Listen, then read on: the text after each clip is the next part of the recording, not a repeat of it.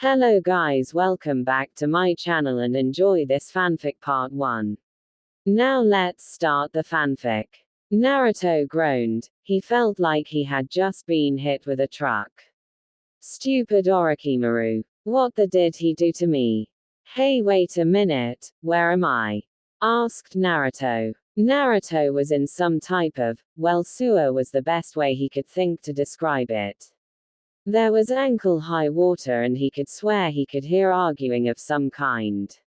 Curiosity getting the better of him, he started to follow the sound until he was blinded by a shining light. When it finally cleared, Naruto was greeted with a rather peculiar sight. A wolf with silver fur was having a heated argument with a giant monster behind some type of cage. And that's why I'm cutting off your chakra from him. I won't let you corrupt him, shouted the wolf. I'd love to see you try and stop me. Hey, what the heck is going on here? Shouted Naruto. The wolf blinked in confusion as she turned her head to see the blonde.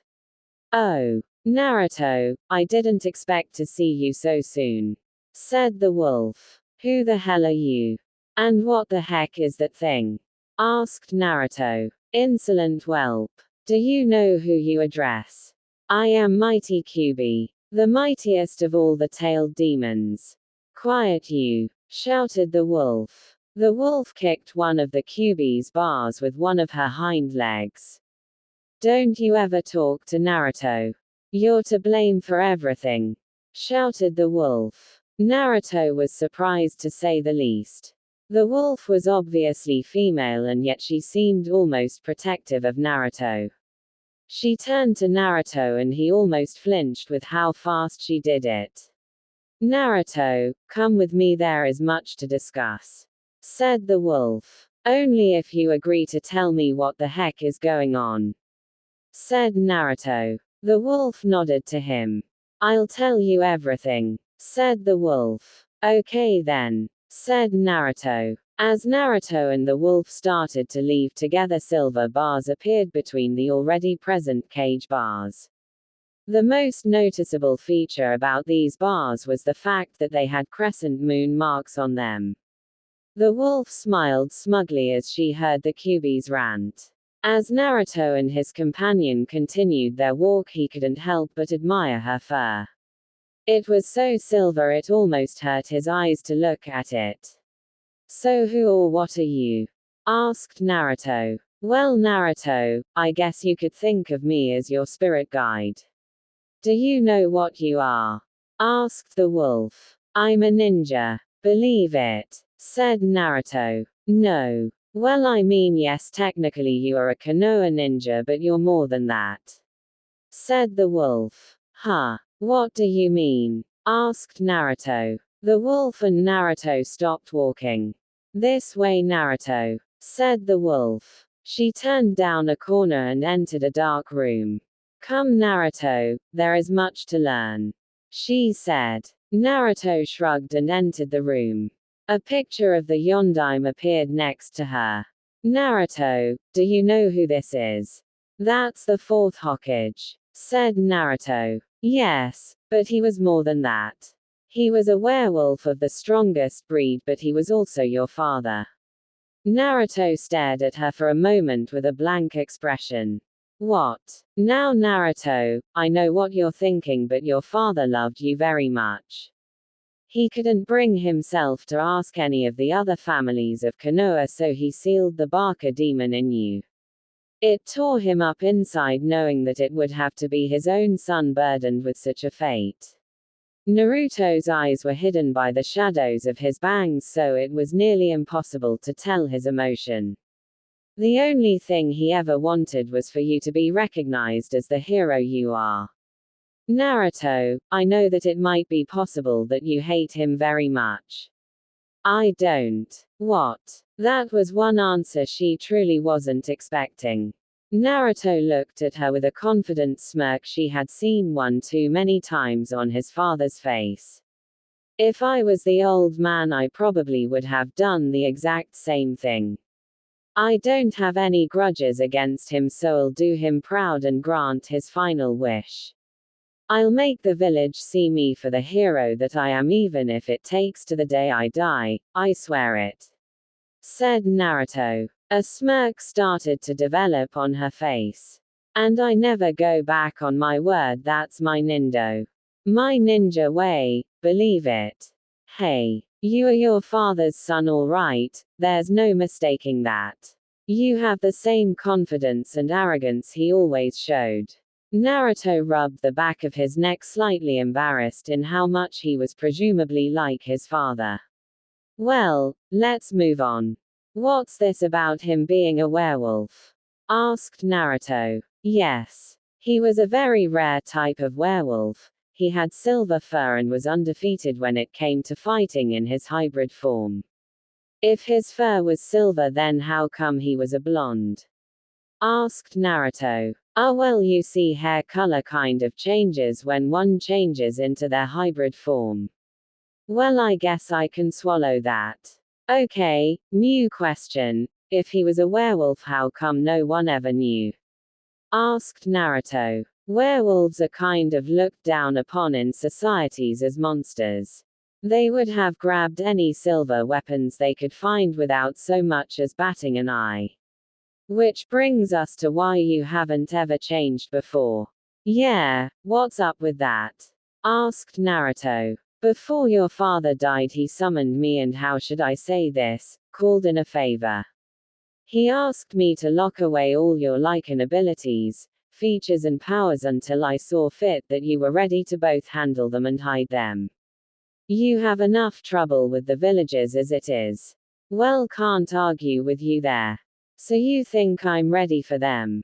Asked Naruto. With a little help from me, but let's take things slow first. You have to learn to walk before you can run. But the one thing you must always remember is that you must keep the fact that you're a werewolf a secret, otherwise the residents of Konoha. Hold it. Say no more, please, just don't go there, they treat me bad enough already.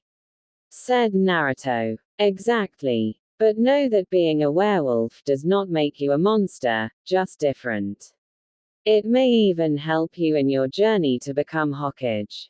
Naruto smirked. Sounds like fun. Like I said, you're definitely your father's son. But let's take this one step at a time. If you need to talk to me, you can do so telepathically by merely opening our link. Right now you need to wake up. Sasuke smirked to himself while breaking the Sound Nin's arms. Suddenly a hand firmly gripped his arm, stopping his action. Sasuke looked at the owner of the arm to see a changed Naruto. He was kind of like how he was when endowed with the Kyuubi's chakra, except he didn't look demonic, instead he looked more animalistic. That's enough, Sasuke. He's beaten, let him go. Said Naruto. Sasuke glared defiantly at Naruto. If not for your sake or his, then do it for Sakura's. Just look at what you're doing to her.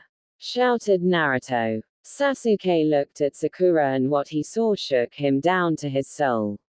She had a look of fear on her face, and yet it also at the same time had a mix of sadness. Sasuke could never remember her ever looking at him like that. It seemed almost unnatural.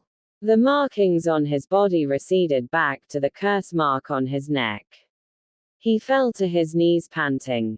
What happened to me? Asked Naruto. Think of this as a pre-stage before you could enter the hybrid mode. Soon you'll learn how to bypass this stage and go straight into hybrid mode, but for now this is necessary. Okay, how do I change back? Just think about it. Naruto started to picture himself as his normal self, and before he knew it he had changed back. Naruto shook his head for a moment to regain his bearings. A lot had happened during his little talk on how to change back. The Sound Nins eventually left, leaving behind their scroll. Ino gave Sakura a haircut to balance out the hair she lost. But for some reason Ino seemed awfully distant. Tenten had woken up Lee by shaking him violently. He and Sakura were apparently talking about something or another now. Tenten was now walking over to Naruto for some reason. Naruto didn't really know her that well. All he really knew about her was that she was Lee's teammate. "Hey, you're Naruto, right?" asked Tenten. "Yep. What can I do ya for?" asked Naruto. "Back there, you looked pretty feral. How did you do that? Was that some type of jutsu or something?"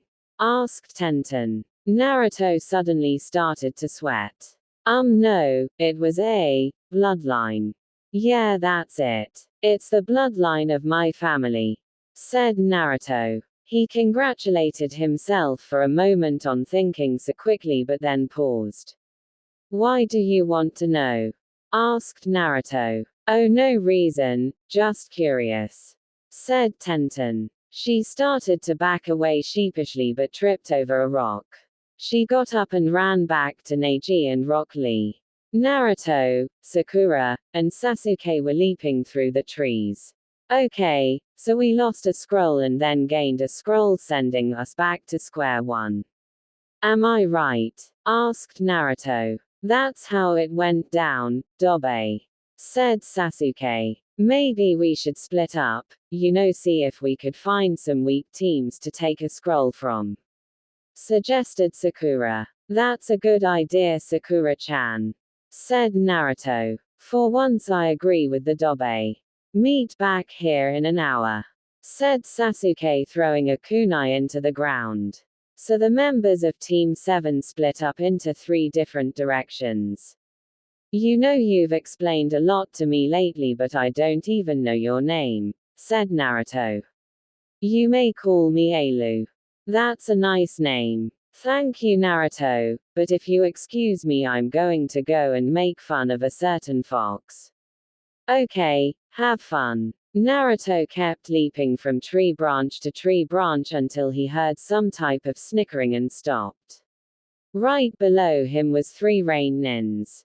"So it's agreed, we'll use genjutsus on that team with the Uchiha until they agree to give us their scroll."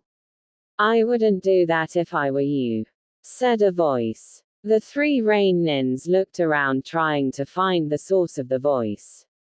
"Who said that? Who's there?" demanded one of them. "Up here, Brainia." They looked up to see about 100 Narutos up in the tree breaks.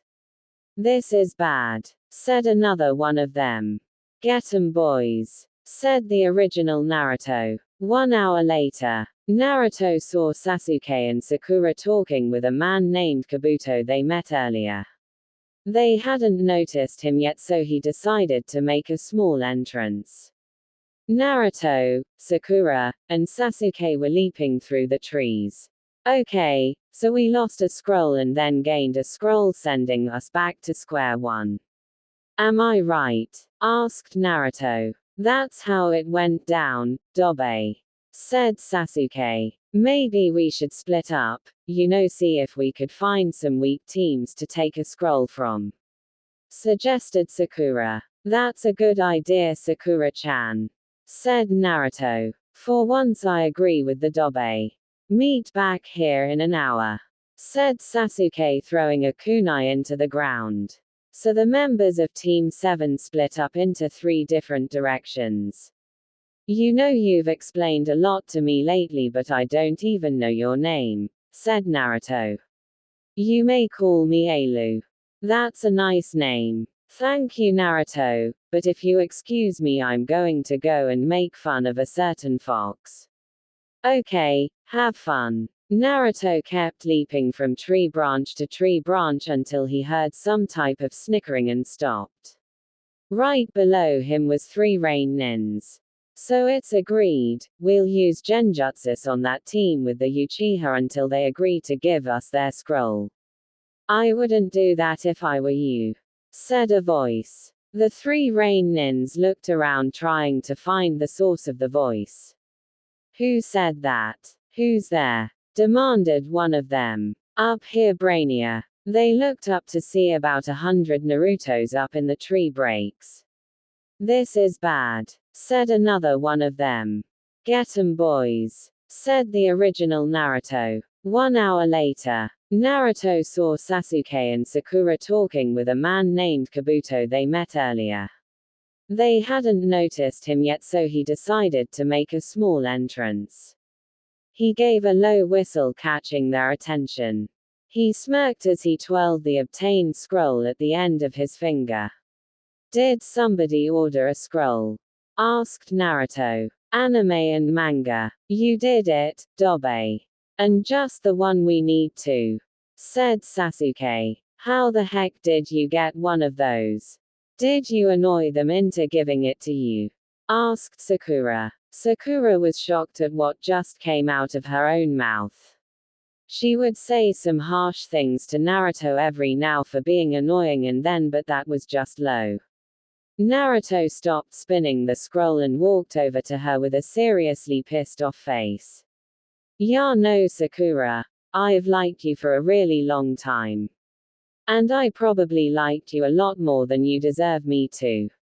Okay, I say, believe it, a bit more than I should. I'm not the sharpest tool in the shed. I'm not some prodigy like Sasuke. I'm always eager to learn a new jutsu and I like ramen a little too much.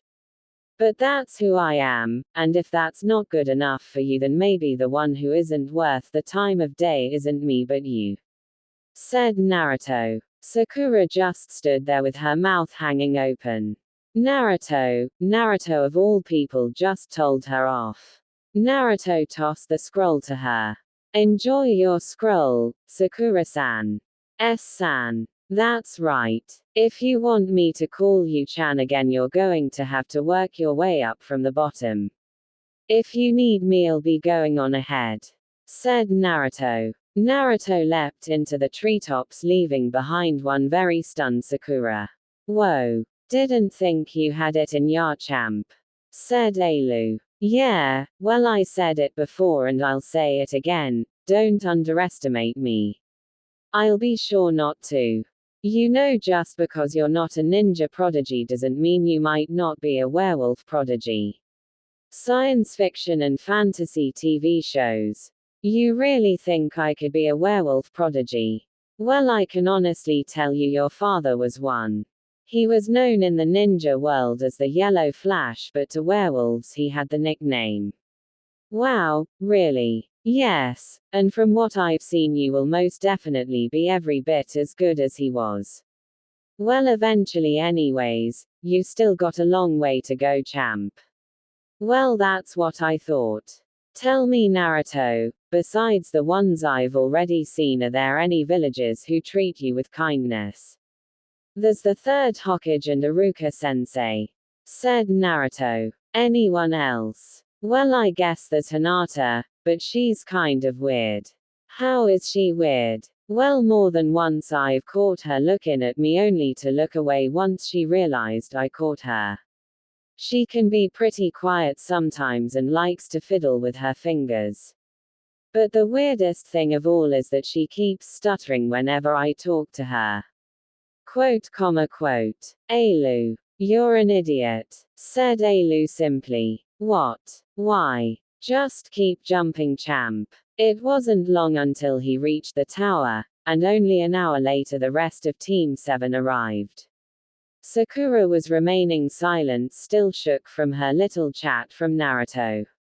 They nodded to each other and entered the gate. It took them a while, but they figured out the message in the room, but they got it. They were supposed to open the scrolls. They opened them up and a white smoke started to pour out of them. It's summoning something. Get rid of them, shouted Sasuke. Anime and manga. They threw the scrolls to the far end of the room, making them land in an X on each other. When the smoke cleared, their former sensei stood before them. Iruka sensei, what are you doing here? Asked Sakura. Look at you three, you've come a long way. I feel so proud, I feel like buying you each a bowl of ramen. Yatta. I'm gonna get ramen. Naruto, please calm down, said Iruka. Aruka begins to explain to them what exactly the scrolls were for and what they represented. The next part of the Chunin exams begin the day after tomorrow. Wouldn't be right if you were to take the next part of the exam completely exhausted. I suggest you use this time to go home and rest up, said Aruka. Team 7 gave a sigh of relief. They had been in the forest a bit too long. Living off of bugs and sleeping on the cold hard ground had taken its toll on them. But not you, Naruto. Hokage-sama says he wants to speak to the both of us for some reason, so just follow me, said Aruka. Okay, but can we still get that ramen later? Asked Naruto. Aruka sighed to himself. Sure, why not? Naruto beamed as he followed his former sensei. The Hokage smoked his pipe patiently in his office. There was a knock on his door and he smiled to himself. Hokage-sama, Aruka Yumino and Naruto Uzumaki are here to see you, said his secretary. Send them in. The doors opened and in walked Aruka and Naruto. Hey old man, how ya doin'? Asked Naruto. Naruto, please try to show some respect, lectured Aruka. Oh, it's quite alright, Aruka, I'm quite used to it by now. Please, take a seat. Aruka and Naruto sat down on the two chairs in front of his desk. The old man let out a puff of smoke while collecting his thoughts, wondering how exactly to explain the situation. Tell me, what do the two of you know about this village's lore about harems? What I never saw coming was that info about multiple wives needed to rebuild clans, said Naruto. The third Hokage had once tried to tell Sasuke this information, but he was pretty sure he was only half listening. As Aruka started to head out of the hallway, he noticed Naruto wasn't with him. He turned around and saw Naruto staring at a picture of the Yondaime. The yellow flash of Konoha, those are pretty big boots to fill. Naruto felt a hand on his shoulder and saw Aruka-sensei. Come on Naruto, let's go get that ramen, said Aruka. Naruto smiled as he followed Aruka out. Anime and manga. Aruka and Naruto sat down at their favorite ramen stand. Some beef ramen please, and keep them coming, said Naruto. I'll have the same but give some sake too. I'm going to need it, said Aruka. Coming right up, said the chef. So tell me Aruka-sensei, what was your clan famous for? Asked Naruto. Let's just say we could wield a mean giant shuriken and leave it at that, said Aruka. As the two started to eat their ramen, they were soon visited by the red-eyed Junin sat next to them. Hey Aruka, what's with the long face? Asked Kurenai. I just got some big news involving myself and Naruto. We each need to find multiple wives so we can rebuild our clans, said Aruka. He looked at his sake cup and threw it over his shoulder, taking a big swig from the bottle. Hitting it pretty hard, aren't you? Asked Kurenai. I'm drinking for the both of us. Naruto's too young, said Aruka. An hour later, Naruto patted his pot belly and Aruka's words started to slur. I wash never there for him before. Hiccup, but I'm going to best there for him now. He's like my little brother or maybe even a son, said Aruka. If it wasn't for the fact that Aruka was slurring his words, Kurenai would have been impressed. Not everyone would look at the Kyuubi's container in such a way or offer such kindness. You nope, I always thought you were hot. Is that so? Yesh, but I wash afraid if I were up to make a of you'd, hiccup, kick me in the gonad. And then any little friend quip we had be ruined, said Aruka. Kurenai paused at this. She had always considered Aruka a friend at most, but she had never thought about him as anything else. Maybe it was time she did. He was an excellent gentleman, great with kids, and could even kick when he had to. I think it's time I started to get you home, said Kurenai. Okay, hey Chefi, put everything on my tab, slurred Aruka. You got it. As Aruka leaned on Kurenai for support as they walked, Naruto could have sworn he saw a small trace of a blush on her face. Could she? Nah, said Naruto. Naruto got up and decided he could use a nice shower. Hey Naruto, I think you could use some new kunais and shurikens. The ones you have are about to fall apart. Yeah, I guess I should. I'll look for a shop or something tomorrow. But then you need explain some other things about me being a werewolf. He had his morning ramen and got dressed. He locked up and left to get started on the day. Aruka awoke with a headache, wishing the sun would go back to sleep for another 5 hours. Morning, sleepyhead. Morning, said Aruka irritably. Aruka paused for a moment. Something wasn't right. Let's see, he was in his own house, that was good, in his own bed, in his own room, with Kurenai in it. BWAH. What are you doing here? Asked Aruka. Relax, last night you just got a little drunk, said Kurenai. Aruka swallowed a large lump in his throat. What else happened last night? Asked Aruka. Not what you're thinking, I can tell you that. We just talked, you told me how you usually tend to sleep in after drinking, so I decided to give you a wake-up call, said Kurenai. So you're only here because. Yep. You left the front door open. You know you really need to lock up at night, said Kurenai. Aruka gave a sigh of relief. Well, I need to go and finish some paperwork. I suggest you get ready for your classes, said Kurenai. She opened the door and was about to leave but paused to look at him. By the way, Aruka, you can be a very good sweet talker when you get the guts.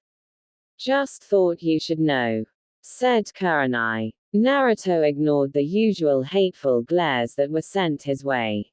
He always just reminded himself that the glares would stop on his way to becoming Hokage, a figure which everyone in the village seemed to respect.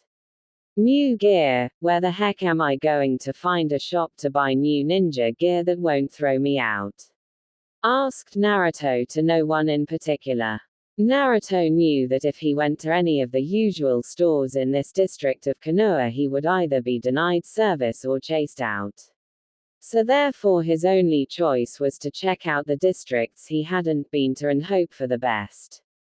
Naruto kept walking until he heard a voice shout out to him. Naruto turned to his left and saw Tenten running towards him. Oh, Tenten, right? Asked Naruto. Yeah, what's up? Asked Tenten. Oh, I'm just trying to find a decent shop where I can buy some shurikens and kunais, said Naruto. Naruto saw Tenten's face light up for some reason. Well, you're in luck. It just so happens my parents own a store that has just what you need, said Tenten. Wow, really? Asked Naruto. Yes, but first I think I would like to see what you got, said Tenten. Naruto handed Tenten his kunai pouch. Tenten tisked as she looked inside at its contents. What's wrong? Asked Naruto. This gear is pathetic, said Tenten. What's wrong with them? Asked Naruto. Well, first off, your shurikens aren't supposed to be cracked nor rusty, she said, taking one of them out. She took out a kunai that looked very old. Firearms and weapons. And this thing looks like it'll break apart at any second. Come on, we're not wasting another second. Follow me, said Tenten. Tenten turned around and started to lead Naruto in the direction of her family's shop.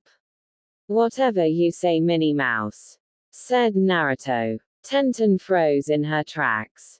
She took a moment to face him. What did you call me? People often made fun of her because of her hairstyle, but in reality she loved her little hair buns.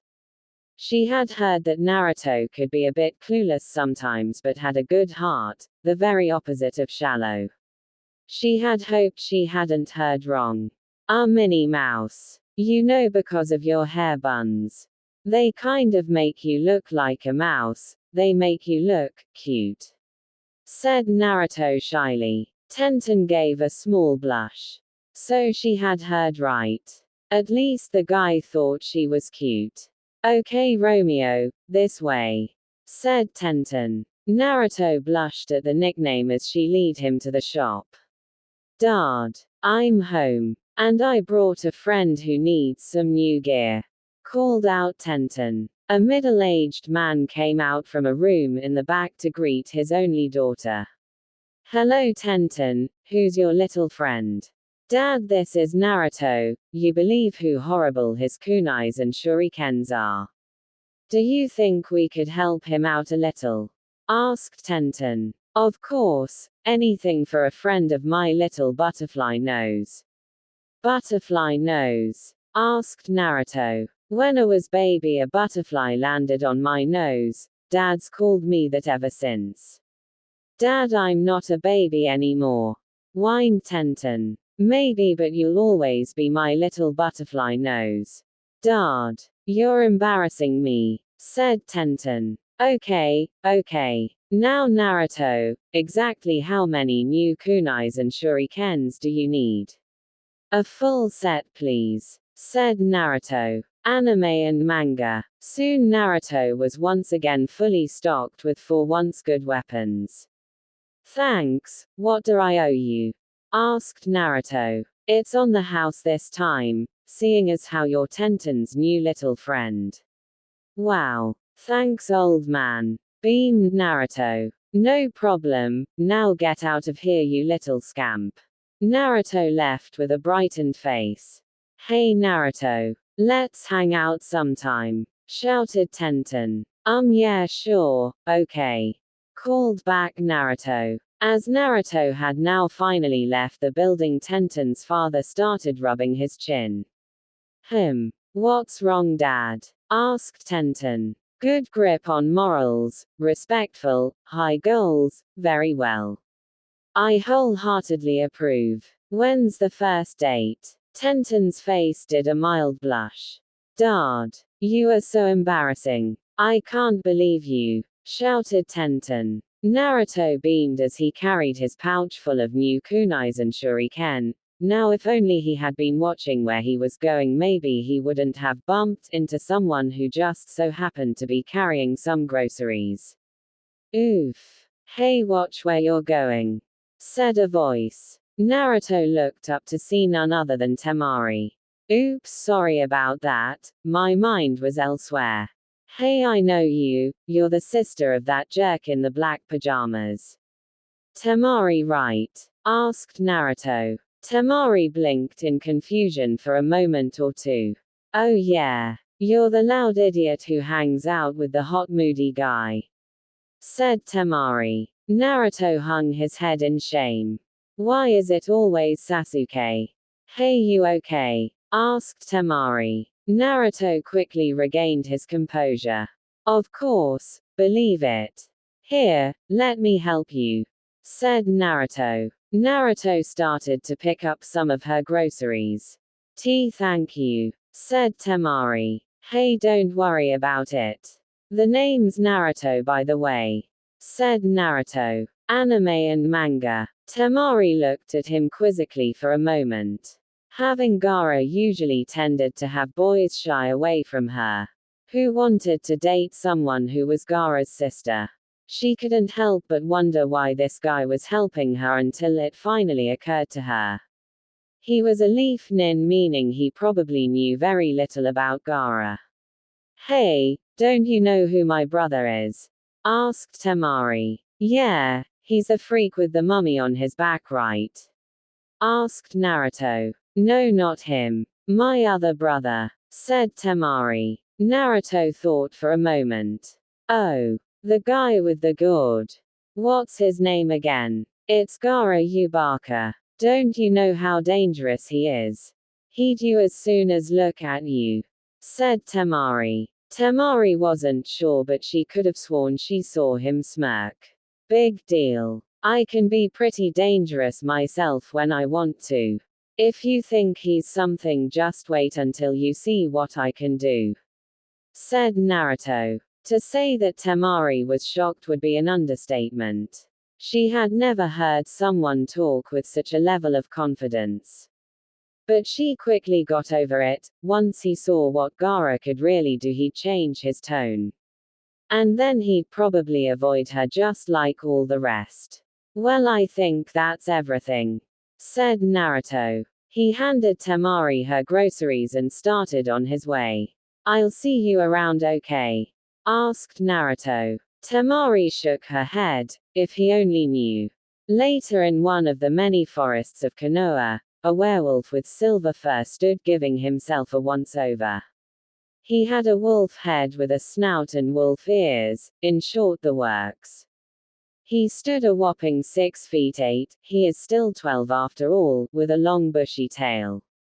His claws, although not made of metal, still shone off in the sunlight. His canines were big and intimidating, but surprisingly enough his eyes were still blue. Wow. I feel unbelievable, said Naruto. Got that right, champ. In your hybrid form you are stronger and faster than you ever were before, said Ailu. Naruto smirked. Faster, you say? Naruto turned into a blur as he ran through the forest. Now this is what I'm talking about. Having fun? Asked Ailu. You bet. This is the kind of speed I've always dreamed of, said Naruto. If you think you're fast now, just wait till you go under your full beast mode. Then you'll really be moving, said Ailu. Naruto stopped running. Is my full beast form better than my hybrid form? Asked Naruto. No, it's just different. In your full beast mode you can track better, run faster, you even get a bigger set of chompers. While in your hybrid form you're a better fighter, can perform hand seals, and your claws are bigger. Naruto smirked as he started to run back towards where he started. So what happens to me during a full moon? Do I get forced into my hybrid form or something? Asked Naruto. Anime and manga. Oh hell no. That's just an old wives' tale, but I won't lie to you, the full moon does affect you. However, it's more like you get an adrenaline rush from it. Normally the feeling is so exhilarating, werewolves prefer to be in hybrid mode or even full beast mode just to get a bigger kick out of it. And silver. Avoid it if you can. A little bit will burn like you won't believe, but a lot of it will you. Got it. What about other werewolves? Not too many of them, to tell the truth. You probably won't run into any others, so don't worry about it, said Ailu. Well, it's time for ramen. What? But we're not done yet. It's just a ramen break. Please. Yuji. Forget silver, ramen is your biggest weakness. Alright, but only one bowl, said Ailu. Naruto changed to his human form and put on his orange top half of his jumpsuit. If he had kept it on, it would have been torn apart during the transformation. He really needed to find some shirts that could stretch. This wasn't to say that he didn't love his jumpsuit. Oh, quite the contrary, it was so orange and bright that most of the time people had to look at him. Naruto beamed as he walked out of the forest and into the village. He kept walking until he found his favorite ramen stand. He entered Ichiraku's with a smile on his face. Hey old man, one beef ramen special please, said Naruto. You been ordering a lot of meaty ramen lately, any reason? Asked the chef. Let's just say I developed a whole new appreciation for it, said Naruto. The old man merely shrugged as he started cooking. Naruto gobbled down his meal in 5 minutes and gave a contented sigh. That was good, old man. Don't ever leave Konoha, complimented Naruto. Naruto could have eaten more, but he still needed to figure out his werewolf powers more.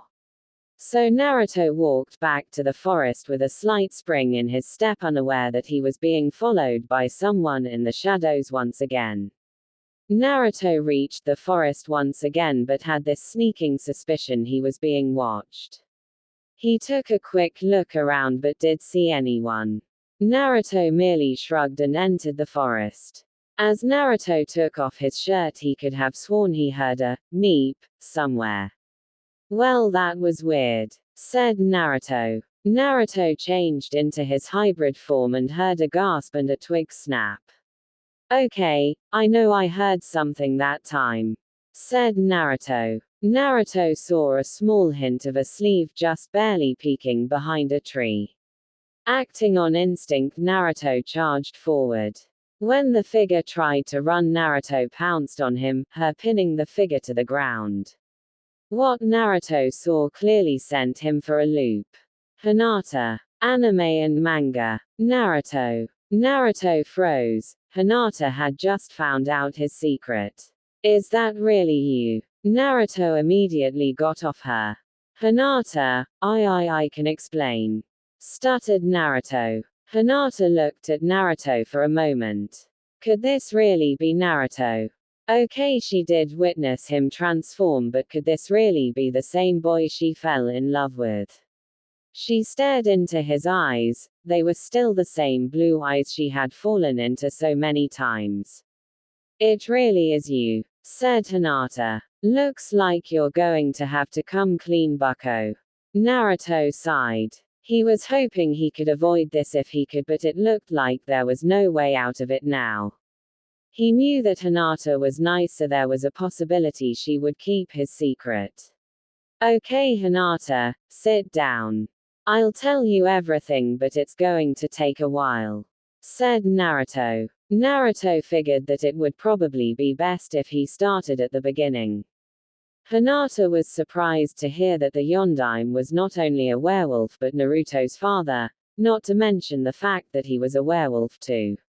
When Hinata werewolves were looked at as monster, and the fact that Naruto was already looked as a monster for having the QB sealed within him, it was no wonder he kept it a secret. Did she mention that she almost fainted at the part about the QB? Because that's almost what happened. To put it simply, Hinata, I am at your mercy. I won't blame you if you hate me now, but please don't tell anyone what happened here, said Naruto. What happened next sent Naruto for a loop. She hugged him. For once her feelings towards Naruto had overpowered her shyness, causing her to comfort him in the best way she knew how. I could never hate you.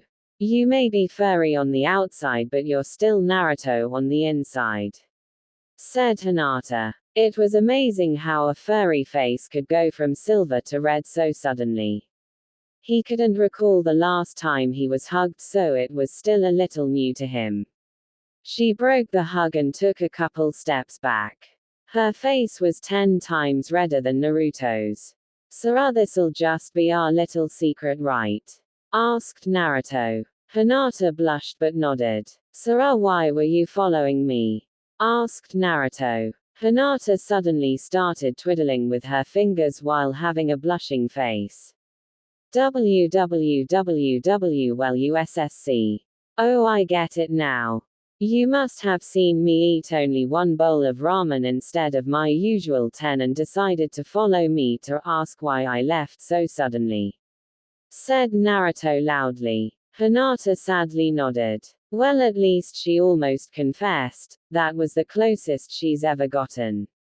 Well, it's getting kind of late. Maybe I should take you home, said Naruto. Hinata blushed once again and nodded. So Naruto escorted Hinata back to the village, only this time he was getting confused glares instead of hateful ones. This was due to them wondering why the Hyuga heiress was wasting her time with a demon like Naruto. Once they reached the Hyuga manor, Naruto rubbed the back of his neck. Well, goodbye, I guess. I'll see you tomorrow at the preliminaries, okay? Asked Naruto. Hinata nodded with a slight blush. As Naruto left, Hinata gave a contented sigh. She had spent a whole portion of the day with Naruto and even learned a few secrets about him. Anime and manga. She entered the mansion beaming, raising a few eyebrows of the Branch family. Hinata walked to her room with a slight skip in her step. Naruto was only half listening to the Hokage's speech about why the Chunin exams were held. He didn't care why they were held, all it meant to him was one step closer to being Hokage. He saw Sakura timidly raise her hand only to have Sasuke angrily pull it down. "Don't you dare tell them about this, mark.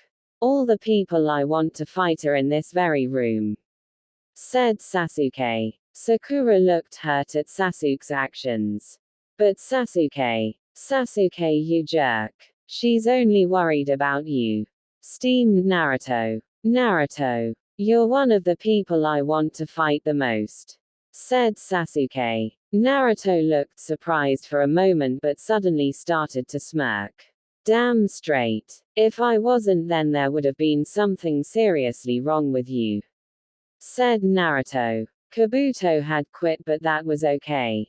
Naruto didn't really care. The guy smelled like snakes and mud for some reason. There was a coughing sound and the members of Team 7 were brought to the attention of someone who must have been the referee. "All right, now, the matches will be decided at random with the board behind me." The board settled on Sasuke fighting some sound nin. "Would everyone except the two fighters please leave the area?" asked Hayate. Naruto started to go up the steps when Ino suddenly grabbed his wrist and ran all the way up the stairs. "Hey, Ino, what do you think you're doing?" asked Naruto. "I need to talk to you alone for a sec," said Ino. Ino led Naruto down the catwalk until they reached the end. "All right, now what is so freaking important?" asked Naruto. "I need you to help me," said Ino. Naruto stared at her confused for a couple of seconds until a scowl appeared on his face. "Look, if this is some type of offer for me to try and hook you up with Sasuke." "No. That's not it. I want you to help me not be a fangirl anymore," said Ino. 0-0. "I'm sorry, but I think I had something un-Ino-like in my ear," said Naruto. "I'm serious. Sasuke's actions in the Forest of Death made me realize something. He's not the same Sasuke I knew when I was a little girl. When I really sat down and thought about it, I realized I didn't really know that much about him, and he didn't really know that much about me," said Ino. "So why come to me about it?" asked Naruto. "I heard about what happened between you and Sakura. I figured if anyone knew about how to get over someone, it would be you," said Ino. "Well, you're already onto a good start. I guess the best thing I could really say is try to find someone who will treat you the way you deserve to be treated," said Naruto. "Great, now where am I going to find a guy like that?" asked Ino. "How about Shikamaru? He's too lazy to be a boyfriend to anyone. Kiba. His dog keeps pissing on my leg. Chuji. Get real. Neji. Hyuga version of Sasuke, Naruto. Right, how about Lee? Hell no. Shino. Not into bugs." Naruto started to list off all the guys with his fingers and an anger vein appeared on his head. "Damn it, Ino. That's every guy the first no. If not them, who?" asked Naruto. Ino shrugged, causing Naruto to sigh. "Oh well, I'm sure you'll find someone. Just remember what I told you about finding someone to treat you right and you should be fine," said Naruto. Naruto walked back to Sakura shaking his head. "What did Ino want to talk to you about, Naruto?" asked Sakura. "Oh, it's nothing you need to worry about, Sakura-san," said Naruto. Sakura involuntarily winced. "You know, Naruto, I will do what it takes to get you to call me Chan again."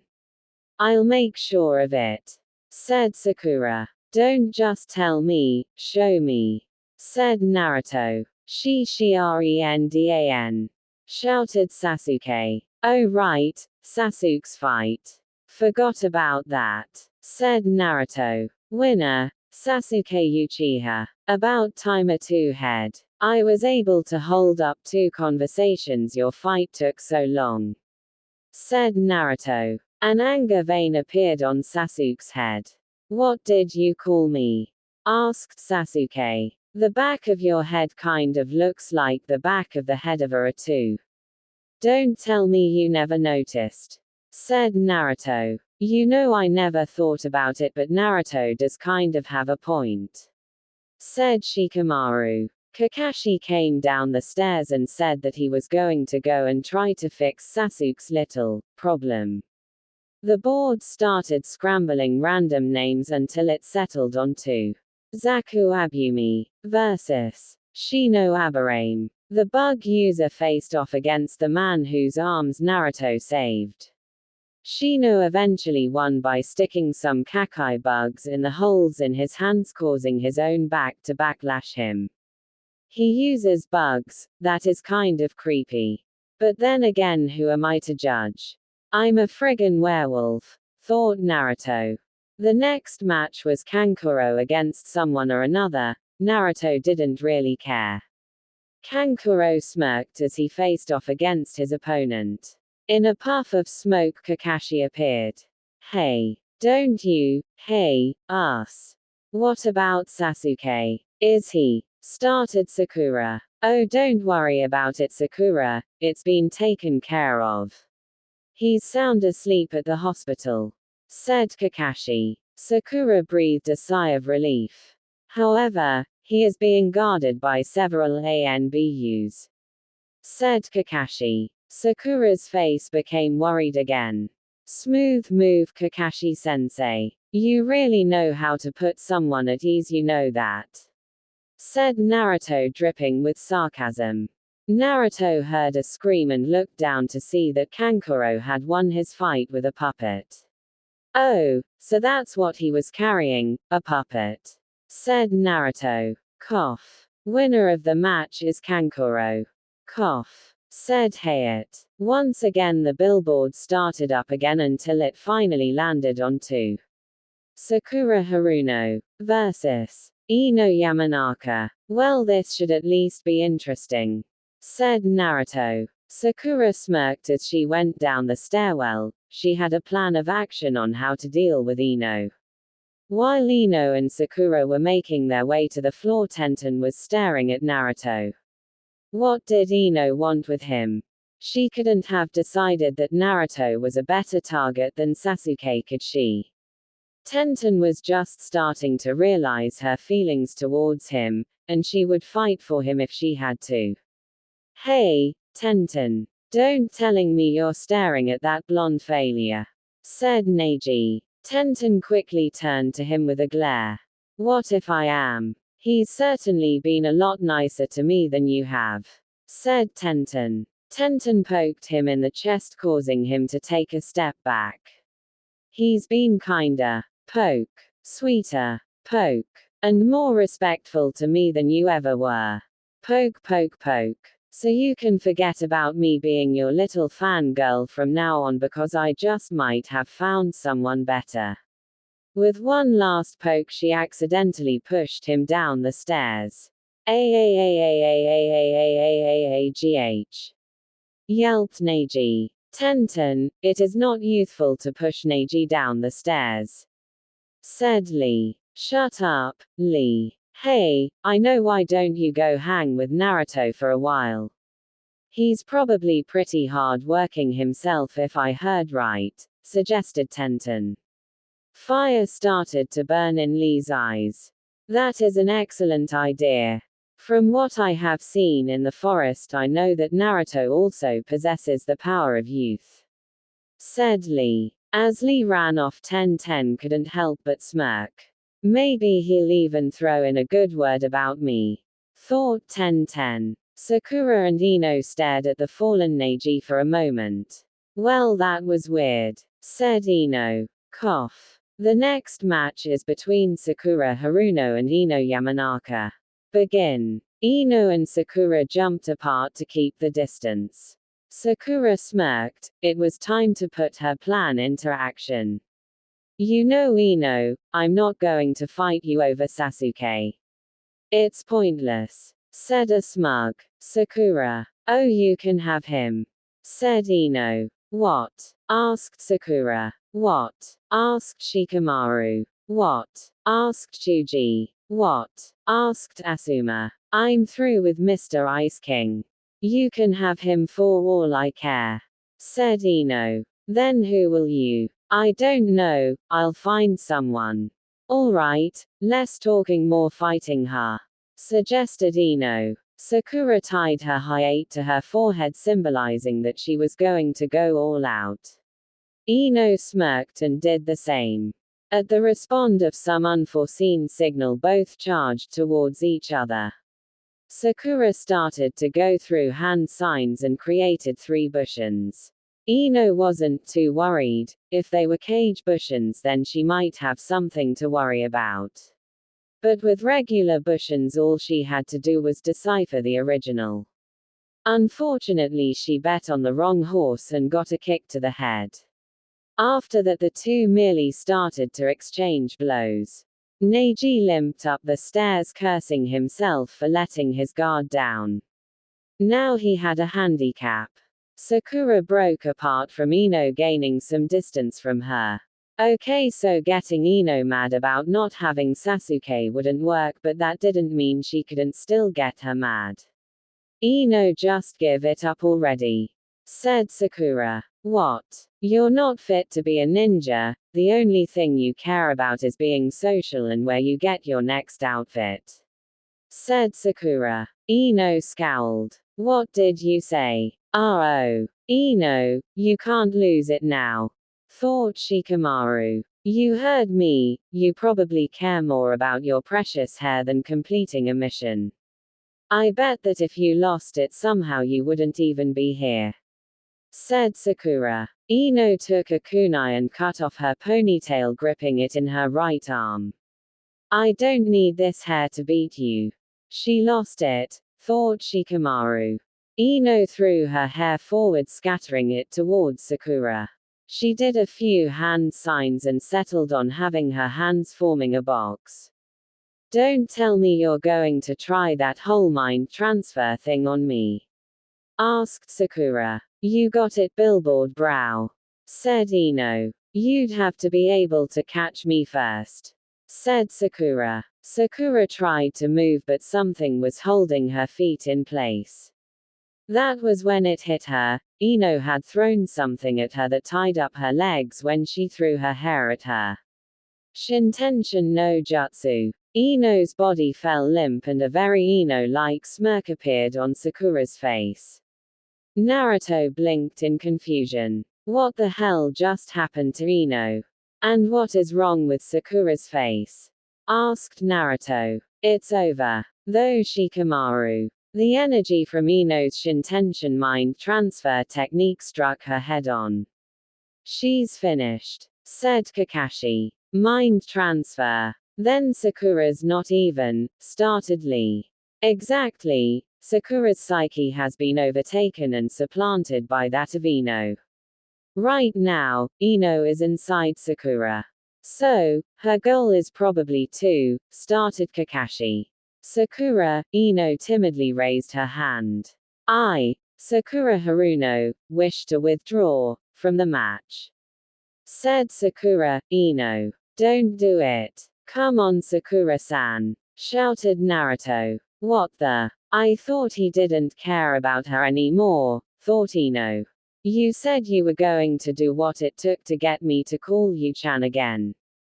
Now prove it to me, shouted Naruto. So that's why you want to help her.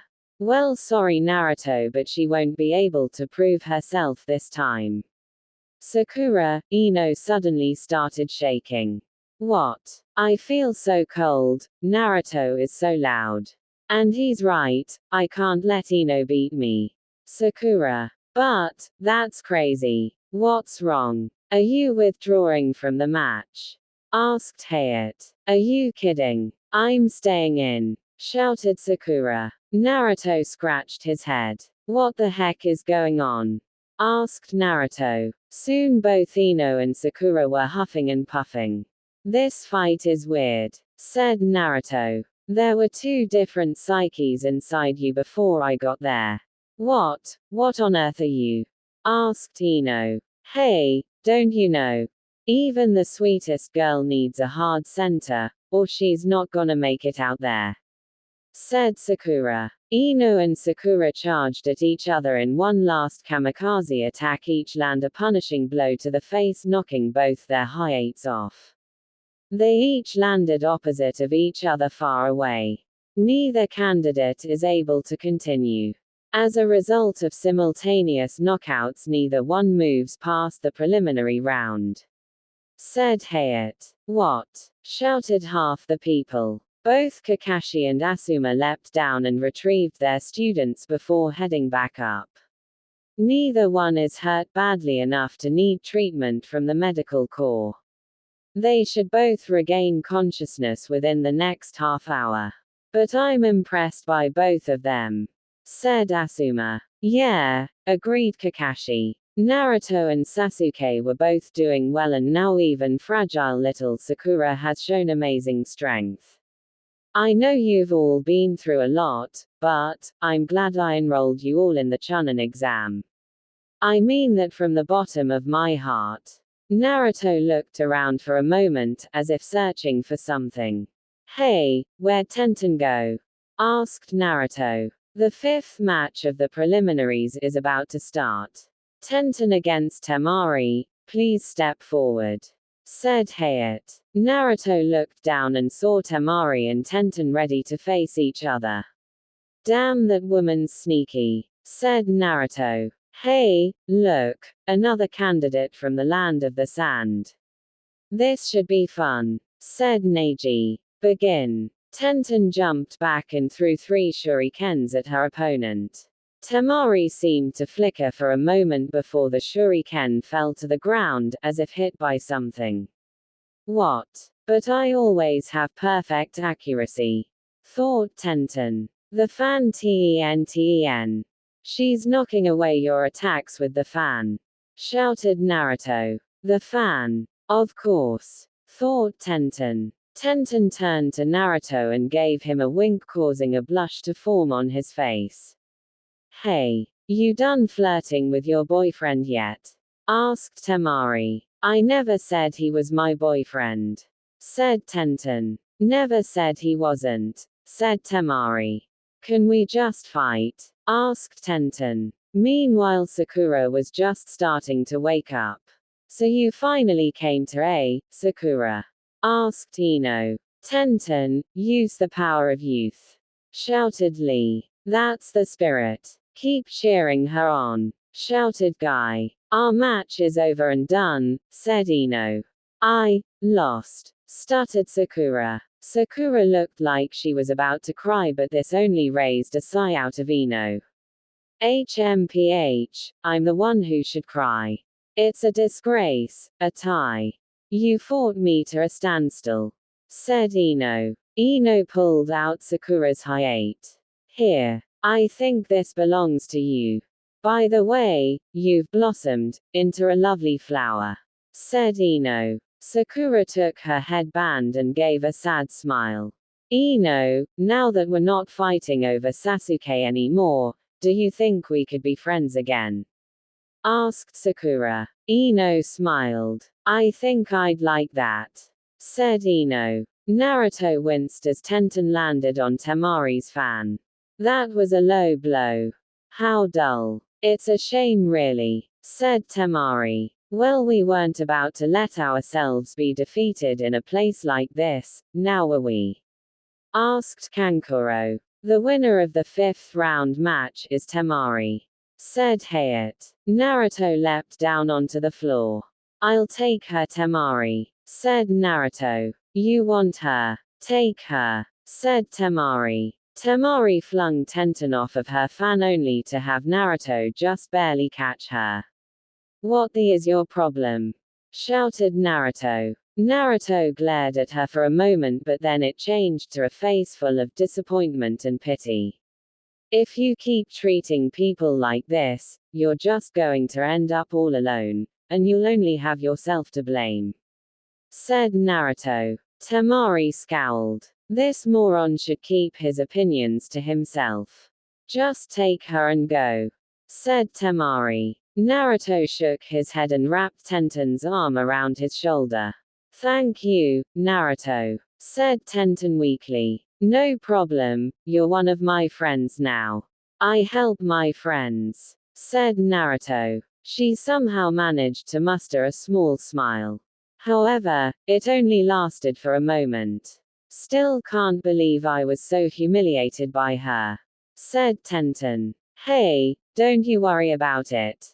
You were just out of your element, that's all, said Naruto. Naruto had once again managed a smile to form on Tenten's face as he walked her to the med nins. The med nins took Tenten from Naruto and put her on the stretcher. We'll take her from here, said one of the med nins. I'll come visit you at the hospital, okay Tenten, shouted Naruto. Naruto earned one's last smile from Tenten before the med nins carried her out. Naruto started to walk up the stairs where he was greeted by Sakura at the top. Hey Sakura-san, feeling better already? Asked Naruto. Yeah, but don't mind me. You just worry about yourself. If you let yourself lose now, you'll be a disgrace to all men. And Sasuke will never let you live it down, said Sakura. But no pressure, said Naruto. Hey, thanks Naruto, for helping me out before. Ino almost had me until I heard your obnoxious voice trumpeting, said Sakura. Yeah, I sure saved your butt, said Naruto. Sakura managed not to pummel him by chanting a mantra of, I'm trying to get him to call me Chanagaran. While Sakura was talking to herself, Lee had managed to make his way over to them. These matches are certainly exciting, are they not, Naruto-kun? Asked Lee. Yeah Lee. I can't wait to show off my stuff, said Naruto. Sakura sighed. They were like a bunch of kids. Okay, my turn. I'm good to go. Who thinks he can take me? Asked Naruto. I have a feeling it's going to be me, said Lee. The board started up again and settled on another two names. Shikamaru Nara versus Kintsuchi, or man, said Lee disappointedly. Rats, pouted Naruto. No need to pout, cub, you'll get your chance, said Ailu. Did you just call me cub? Asked Naruto. Well, you're not a kid, that's for sure. I'll stop calling you a cub once I've seen you fully mature. What happened to calling me champ? Asked Naruto. Oh, I'll still call you that, rest assured. Oh, and by the way, you can't go hybrid during these fights, said Ailu. What? Hello. Pitchforks and torches, remember.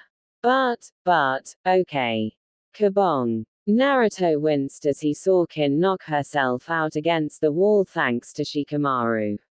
Oh, that has got to hurt, said Naruto. The winner is Shikamaru Nara, said Hayate. Kiba started listing the names of the remaining genins, but Hinata wasn't paying attention. She was too busy staring at Naruto. Yesterday their relationship had gotten a little closer. Hinata blushed as she started to daydream about Naruto. Him in his werewolf form curled up around her, sleeping and being used as a pillow by her. She prevented her thoughts from going hentai because she knew she couldn't handle them and probably would have died of blood loss. But that was okay, romantic thoughts were more than enough for her. Naruto Uzumaki versus Kiba Inuzuka. Well, it's about time. Thanks for being patient, everyone. I'm gonna make this worth your wait, shouted Naruto. I swear, you have got to be the loudest werewolf in history, said Ailu. I'll take that as a compliment, said Naruto. Oh yes. Thank you. Thank you. We can take this guy, Akamaru. Akamaru. The small dog had disappeared from his jacket. Where'd ya go, buddy? Asked Kiba. Kiba found Akamaru whimpering behind his leg. What's wrong, boy? Asked Kiba. Akamaru yipped a couple of times, followed by a whimper. This raised an eyebrow out of his master. What do you mean something's weird about him? Asked Kiba. Akamaru whimpered some more. What do you mean you don't want to fight him? Shouted Kiba. Naruto was already down waiting for Kiba so they could start the match. Hey Kiba, you forfeiting or what? Shouted Naruto. Kiba was busy trying to pry Akamaru away from the railing bar which he had so firmly clamped his teeth around. Be down in a second. Shouted Kiba. Grr, growled Akamaru. Iruka Umino was walking with a bag full of groceries. Of course half of it was filled with ramen cups. I have really got to kick this ramen addiction before I end up like Naruto, said Iruka. One of his ramens fell out of the bag and started rolling away. No, that one's my favorite. Iruka started to chase after it, but with his groceries made it a difficult task. He wasn't exactly sure how far he chased his precious ramen, but he knew he wasn't anywhere near his apartment. He put the groceries down and bent over to pick up his ramen when chomp! Iruka screamed as something latched onto his behind. Bad dog! Bad dog! Shouted a voice. Iruka knew that voice. That was the voice of Hana Inuzuka. He knew it because she had on more than one occasion run into him picking up Kiba from the academy. Hana injected a shot into the dog, causing it to release its grip on Iruka's behind and fall into a sleep. But not without a price.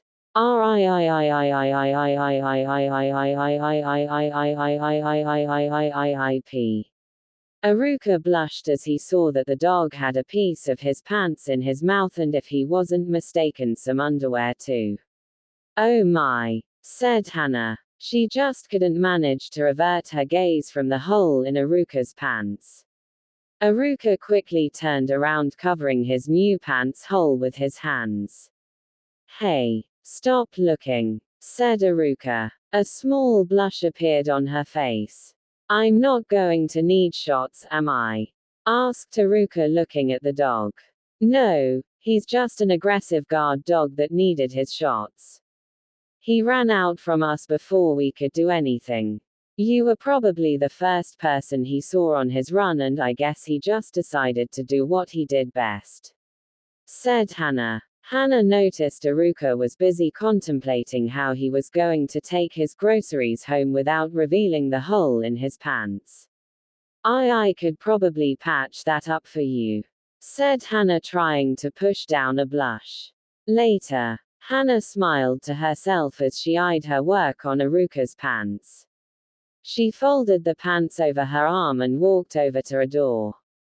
Iruka, I'm done, called Hana. A hand quickly came out from behind the door, grabbed the pants, and pulled them back in. A moment later, Iruka came out with his pants on, rubbing the back of his neck.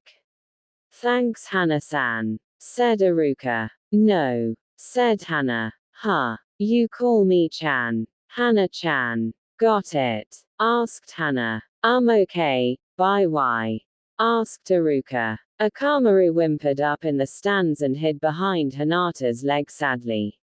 But it doesn't matter, I'll take you down either way, said Kiba. Don't be so why, you jerk, said Naruto. Naruto, don't you dare let that loser beat you, shouted Sakura. Well Sakura-san, said Naruto. Iruka couldn't help but ponder why he was receiving such odd stares from the villagers. Wonder why they're all staring at me. He heard a giggling from behind. He turned around, but who he saw was certainly a surprise. Anko-san. Anko giggled again. Maybe you can help me. Could you please tell me why the villagers are staring at me? Asked Iruka. Tell me, did you recently get a hole in your pants? Asked Anko. Actually yes I did, why? Asked Iruka. Because it shows. The patch job done on your pants was really poor. Said Anko. I guess sewing isn't one of Hana's strong points. Thought Iruka. Both Kiba and Naruto clenched their fists. Anime and manga. Don't worry. I'll be kind, I'll finish you off fast instead of dragging it out. Said Kiba. Oh yeah. Well right back atcha. Said Naruto. You're not fooling anyone with that cool act. Said Kiba. Who says it's an act? Asked Naruto. Naruto smirked, causing Kiba to scowl. Well then, begin. Shouted Hayate. Ninja art of beast mimicry. Shikyaku no jutsu. Down on all fours technique. Shouted Kiba. Naruto blinked a couple of times at the new Kiba in front of him. Huh, he kind of looks like me in my prestige form only, punier. Said Naruto. I'm not surprised. The Inuzakis were inspired by werewolves. I guess you could kind of think of him as your cousin. Said Ailu. Really? Well that explains a lot. Said Naruto. Here I come. Shouted Kiba. Anime and manga. Naruto swore for letting his guard down. Hey. Down for the count already. Said Kiba. Kiba smiled smugly to himself until he heard laughter coming from Naruto's direction. Naruto. Ha ha ha. I've said it about 100 other people and now I'm going to say it to you. Said Naruto. Kiba turned and saw a fire in Naruto's eyes that he hadn't seen anywhere before.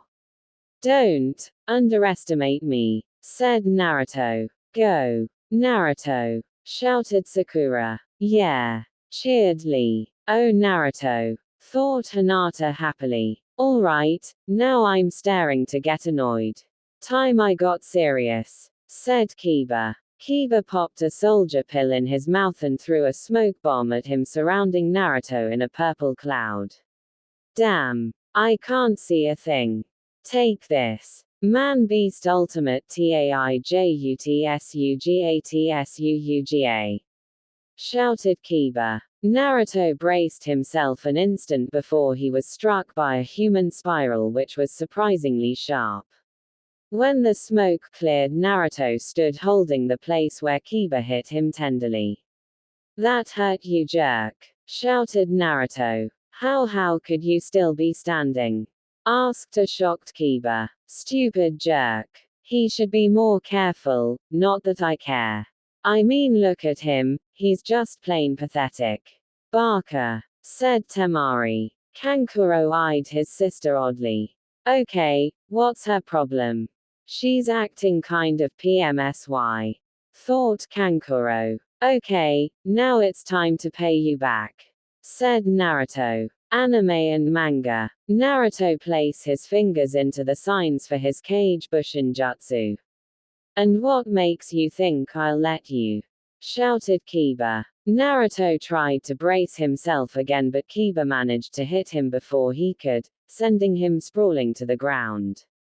Ha! A weakling like you could never beat someone like me, proclaimed Kiba. Hinata frowned at Kiba's proclamation. Oh Kiba, you're wrong, Naruto is no weakling. And I wish I had even half the confidence he's always shown in himself. His courage is so amazing. I know all too well how hard it can be to stand up for yourself. And yet, for the longest time, no one would even admit he had any good points at all. They refused to see him as he really was, but Naruto started getting up. Now everyone is watching, everyone is acknowledging him, his determination. Naruto smirked. Who you calling a weakling, ya pansy? Asked Naruto. What did you call me? Asked Kiba. You heard me. I actually expected a lot better from you. Said Naruto. Kiba growled and crouched down to all fours. Gatsuuga. Kiba once again spun towards Naruto, only this time he jumped out of the way. However, Kiba hadn't seen such a move coming and crashed into the wall. Normally this would cause him to act as a drill, but since he was so surprised, this only allowed a slight crash. Kiba came out of the crash a bit dizzy. "All right, back to work," said Naruto. Kiba quickly recovered from his daze and ran towards Naruto. He slid around to attack Naruto from behind. However, this would prove to be a most unwise move because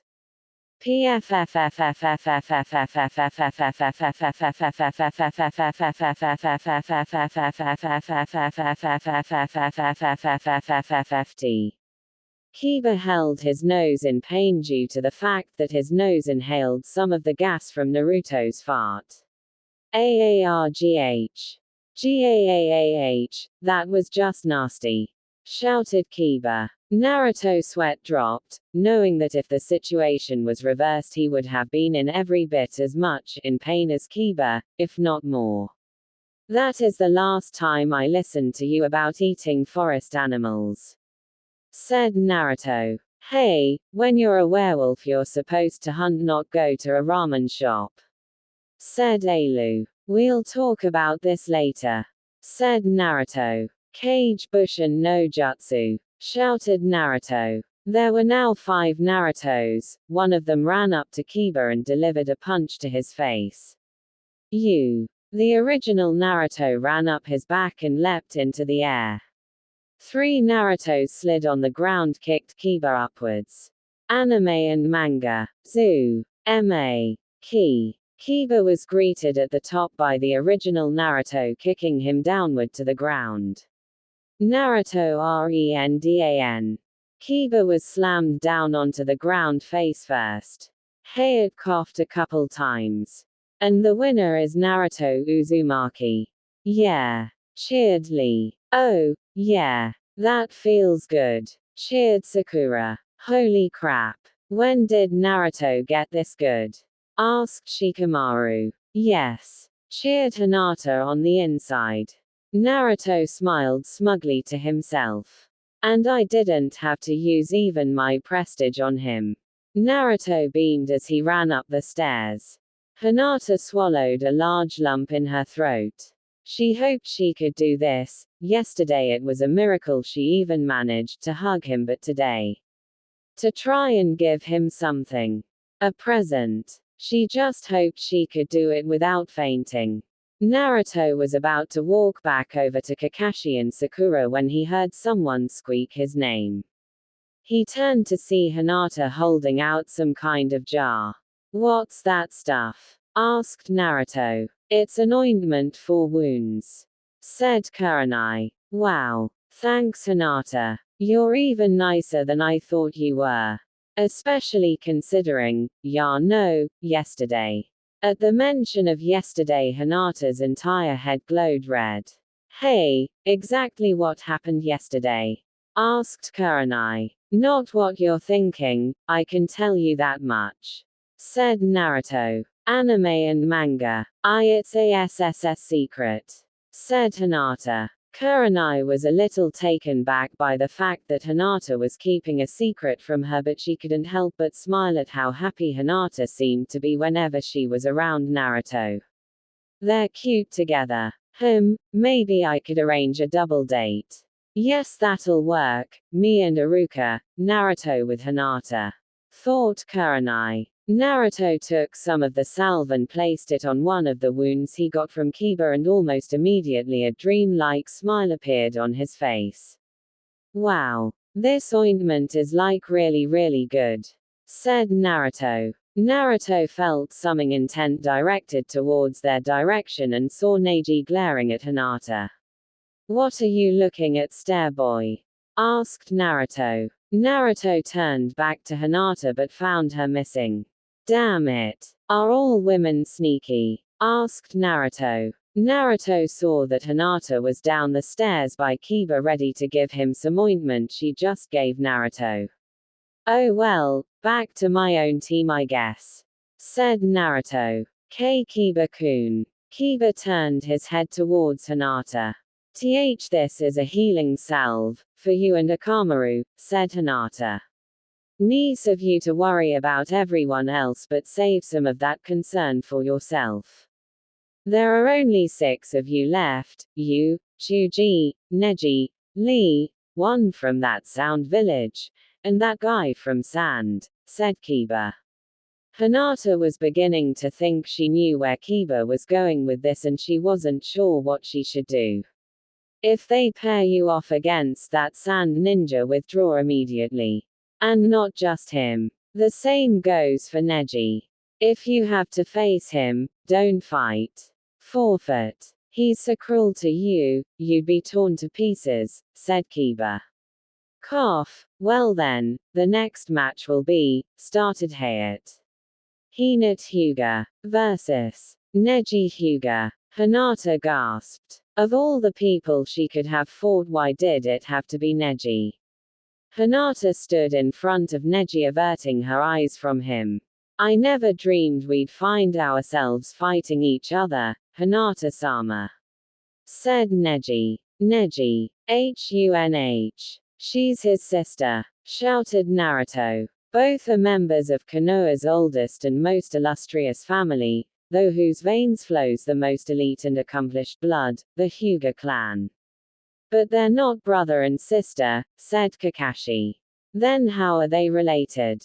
Asked Sakura. Well, it's complicated. I guess you could say they're related in the same way that a tree branch is related to the trunk, said Kakashi. Branch and trunk. Yes. Hinata is a member of the main branch of the Hyuga clan and Neji is a member of the cadet branch that supports it, said Lee. So it's family fighting family. That'll be hard on both of them, said Sakura. Maybe not as much as you think. There's been strain between the central and cadet branches of Clan Hyuga for some time. Relations aren't exactly friendly, said Lee. Why's that? Asked Naruto. I don't know all the details, but it sounds like a pretty common tale among older families. The first generation of the Hyuga clan made all sorts of rules and decrees that favored the main branch of the family in order to preserve the family line and retain the purity of their blood. It's said that members of the cadet branch still burn with anger and humiliation, said Lee. Quote. So it's one of those fateful showdown things then, said Sakura. Cough. Well, please begin the match, said Hayate. Neji continued to glare at Hinata.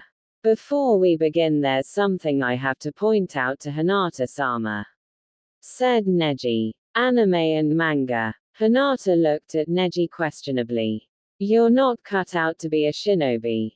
Withdraw from the match, said Neji. Quote.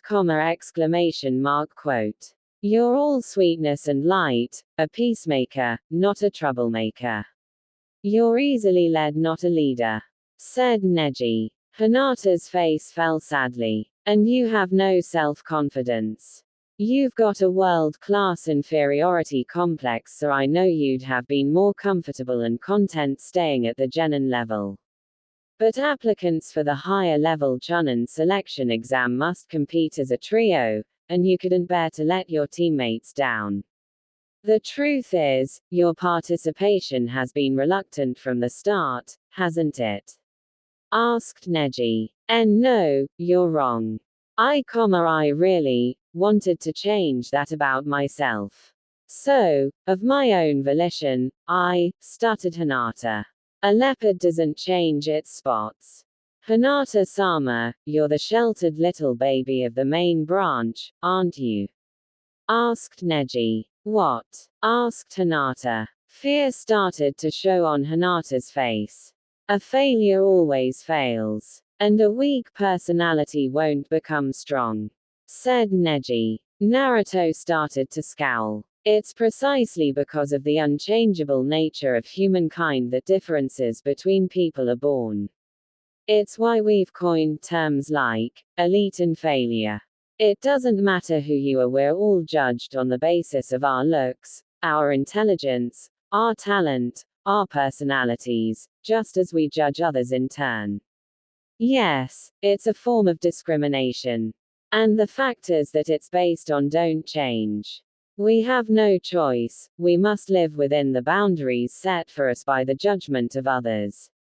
It's as unchangeable as the fact that I'm of the cadet branch of the family and you're a member of the main branch.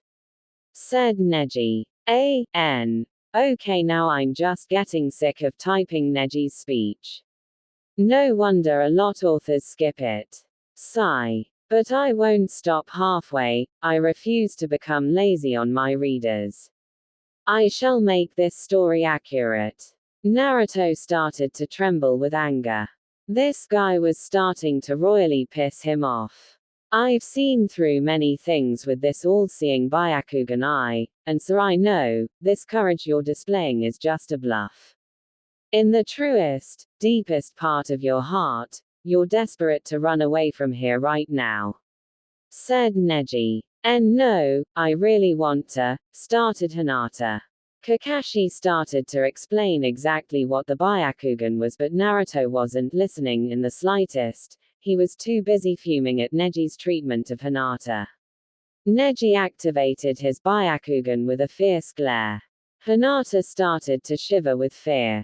My eyes can't be deceived, said Neji. Hinata gasped. Just now, to escape my stare you averted your own eyes, glancing towards this upper left.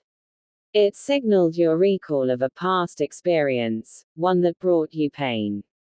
When you subsequently glanced to the lower right, it indicated that you were envisioning physical and mental agony. In other words, you recalled your own previous experiences, and based upon those memories you imagined the outcome of this match. You foresaw your own defeat, said Neji. Hinata flinched. Even now, as you bring your arms up in front of your body as if to shield yourself, your body is signaling your desire to raise a wall between us, to create some distance from me. You implore me to come no further, to peer no more deeply into the innermost secrets of your heart, because everything I have said so far has been right on target. Naruto started growling like a wolf would if he were protecting his mate. Sakura, slightly unnerved by Naruto's actions, took a step back from him.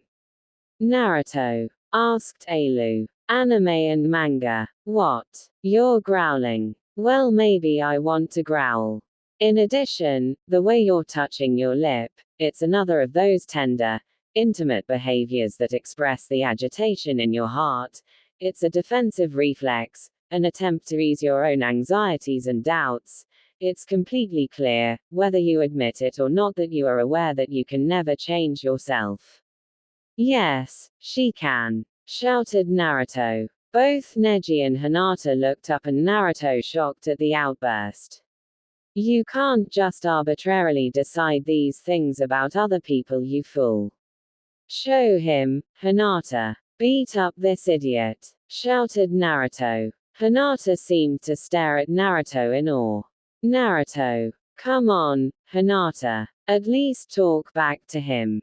Just hearing him has made me mad, and it's you who has to fight him, shouted Naruto. Neji glared at Naruto, not noticing that a new spring of confidence started to form in Hinata's eyes. Naruto, thank you, thought Hinata. Neji turned back to Hinata, surprised to see the fear in her eyes completely gone. The look in her eyes is different now, thought Neji. So you're not going to withdraw? Then I won't be responsible for what happens here, said Neji. Hinata activated her own Byakugan, remembering the words of Naruto's Nindo. I don't want to run anymore, thought Hinata. Hinata got into her Juken stance. They have the same Hyuga style after all, even her stance is identical to Neji's, said Lee. Hyuga style? Asked Sakura. The strongest school of taijutsu in Konoha, said Lee. Huh? Asked Naruto. I've mentioned it before, I'm sure, that the strongest junior ninja is a member of my own team. I was referring to Neji, said Lee. Hinata and Neji started to exchange blows via palm thrusts. She managed to graze the side of his body. Did she get him? Asked Sakura. No, it's just a scratch, said Naruto. But a scratch is all it would take. That's why the Hyuga clan is often regarded as Konoha's most illustrious family, said Lee. Huh. What do you mean? Asked Sakura. Among the Hyuga, there are unique taijutsu passed down from one generation to the next. Unlike the taijutsu that Lee and I specialize in, which is all about beatings, bruises and broken bones, a style its proponents call Goken, or ferocious fist. The Hyuga clan employs Juken, or gentle fist, to inflict damage to the enemy's Kirakuke, through which the chakra flows. That leads to the breakdown of the internal organs, destroying the foe from within. It doesn't look like much, but the effect grows gradually after the initial attack, said Guy. Anime and manga. There's no way of strengthening the internal organs, so any enemy struck with that blow is going to succumb, said Kakashi. Hinata kept pressuring attack after attack. I can do it, thought Hinata. Yeah, way to go Hinata, cheered Naruto. Lee started to explain about certain chakra flows, but Naruto wasn't really listening. He was almost mesmerized by Hinata's fight. Aha, that's great Lee, said Naruto. Lee looked between Naruto and Hinata's fight back and forth for a minute before flames erupted in his pupils. Yosh! Naruto holds the youthful flames of love for Hinata, exclaimed Lee. Hinata almost tripped and Naruto turned around so fast that if you blinked you would have missed it. What? I never said anything about that, shouted Naruto. Guy-sensei, I hope I too may find someone as wonderful to me as Hinata is to Naruto, said Lee. You can do it Lee, just so long as you stay youthful, said Guy. Guy-sensei, Lee. Guy-sensei, Lee. Guy-sensei, Lee. Make them stop, shouted Sakura. Unfortunately for Sakura, no one heard her plea, especially Naruto, who was still trying to find a way out of his embarrassing situation. But, I don't think she'd, stuttered Naruto. Kakashi patted him on the shoulder. It's okay Naruto, nobody is implying anything. Let's just enjoy the fight now, huh? Suggested Kakashi. Hinata supposedly landed a solid blow to the chest. All right, cheered Naruto. However, Naruto was shocked to see that it was Hinata who coughed up blood. Hinata gritted her teeth and tried attacking again, but what she didn't know that was through the entire match Neji had been striking her chakra points in her arm. He pulled her sleeve back to show her the places he hit with his fingers. It can't be. You mean, from the very beginning? Asked Hinata. Precisely, my eyes can detect the tenketsu, said Neji. Anime and manga. Kakashi started to explain about the tenketsu, or chakra points that can stop or increase the flow of chakra, but Naruto was too busy witnessing the battle turn in Neji's favor. Hinata was sent flying back from a palm thrust. Hinata-sama, this is the unalterable difference in strength, the distinction that separates the elite from the failure. This is unchangeable reality. From the moment you said you wouldn't run, your defeat was inevitable. The only possible outcome was your present despair, said Neji. Hinata huffed and puffed, trying to catch her breath. I withdraw, shouted Neji. Never, go back on my word, struggled Hinata. Naruto was shocked, that was his nindo. Because that's my shinobi way, too. Just like me, thought Naruto. Naruto couldn't stop staring. Hinata refused to go down. Man, she's got guts, said Naruto. She's a lot like you, said Lee.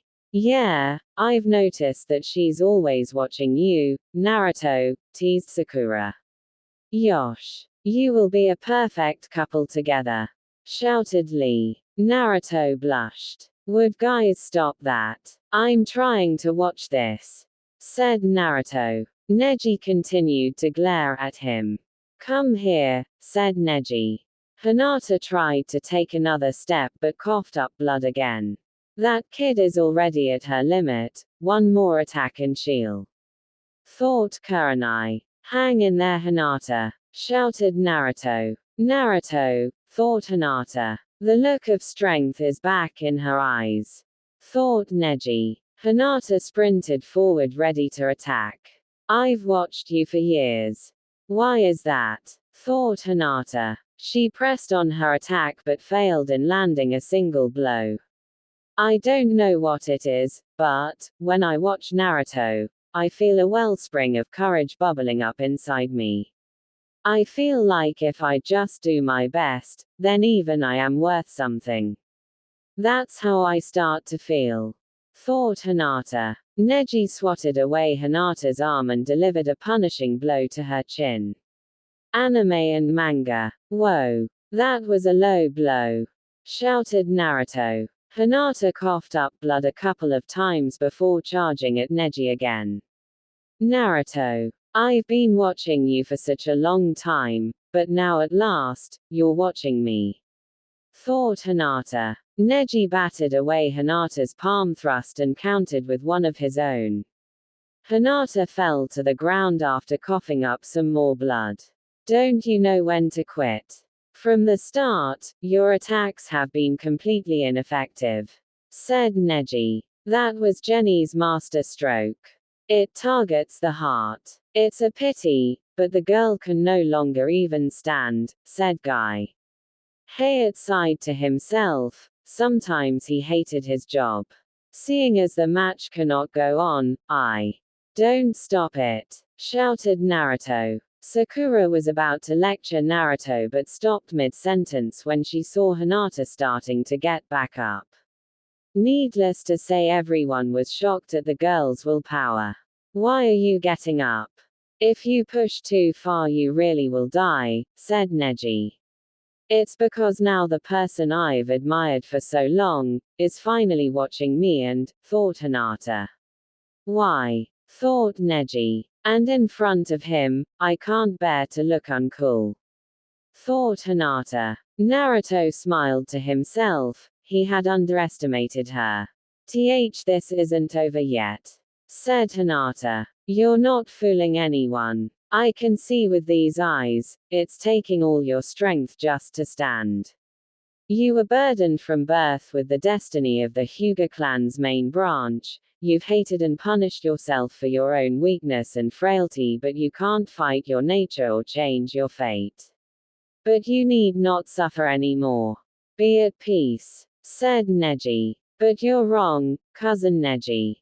I can see it now, that ever more than me it's you who are torn and suffering, caught between the destinies of the main branch and cadet branch of our clan, said Hinata. In a pure act of rage, Neji charged towards Hinata ready to end her life.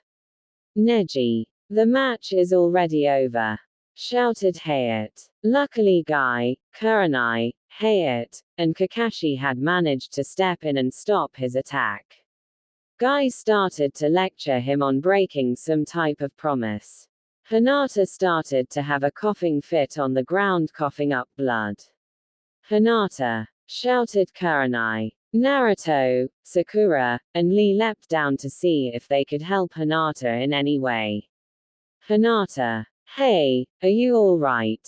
Shouted Naruto. She doesn't look good. Her face is so pale, said Sakura. Hinata stared up at Naruto's face with heavy eyelids. Naruto, I wonder if maybe I managed to change, just a little bit. With those last thoughts Hinata lost consciousness. Anime and manga. Hey, you. Mr. Failure, called Neji. Naruto turned to face Neji. A couple words of advice. A true shinobi warrior would have too much class to make a spectacle of himself by cheering during a serious match. And one more thing, you may as well accept who you are. Once a failure, always a failure, said Neji. Oh yeah, insulting a werewolf is always a smart idea, said Ailu sarcastically. Naruto glared at Neji. You wanna try me? Challenged Naruto. Hey. Naruto started running towards Neji, full intent of knocking his lights out, when Lee suddenly appeared in front of him, arms spread out, stopping his charge. Get out of my way, Lee, warned Naruto. Naruto, I understand almost painfully well what you're feeling, Naruto. But, we have to limit our battles to the confines of the scheduled fights. Having seen this failure strike down and defeat a genius through sheer force of will, it really makes you look forward to the final rounds, eh? Even though his opponent could very well be me. But even if it's you in the finals, Naruto'll have no regrets, said Lee. Yeah, I get it, okay, asked Naruto. Lee and Guy gave each other nice guy poses. Hinata coughed up more blood. Kurenai opened her jacket and didn't like what she saw. Oh no, she's going into ventricular fibrillation, he really intended to her, thought Kurenai. Kurenai sent a cold glare towards Neji. Instead of wasting time scowling at me, you'd better take care of her, said Neji. Ow. What did you do that for? Asked Kankuro. Temari blinked a couple of times. I don't know, said Temari. If you don't know, then why'd you do it? Asked Kankuro. Don't make me hit you again, said Temari. Kankuro winced and decided to drop the subject. He noticed Gaara squirming and flinched. This isn't good. Gaara's smelled blood, and now that thing is waking up, starting to fidget, the demon that lives within him. He saw Neji walking away.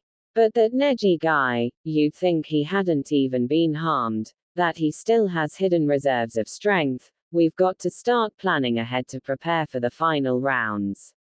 He saw Naruto slowly walking up the stairs, staring at his feet. Naruto stood on top of the stairs, his mind full of curious thoughts.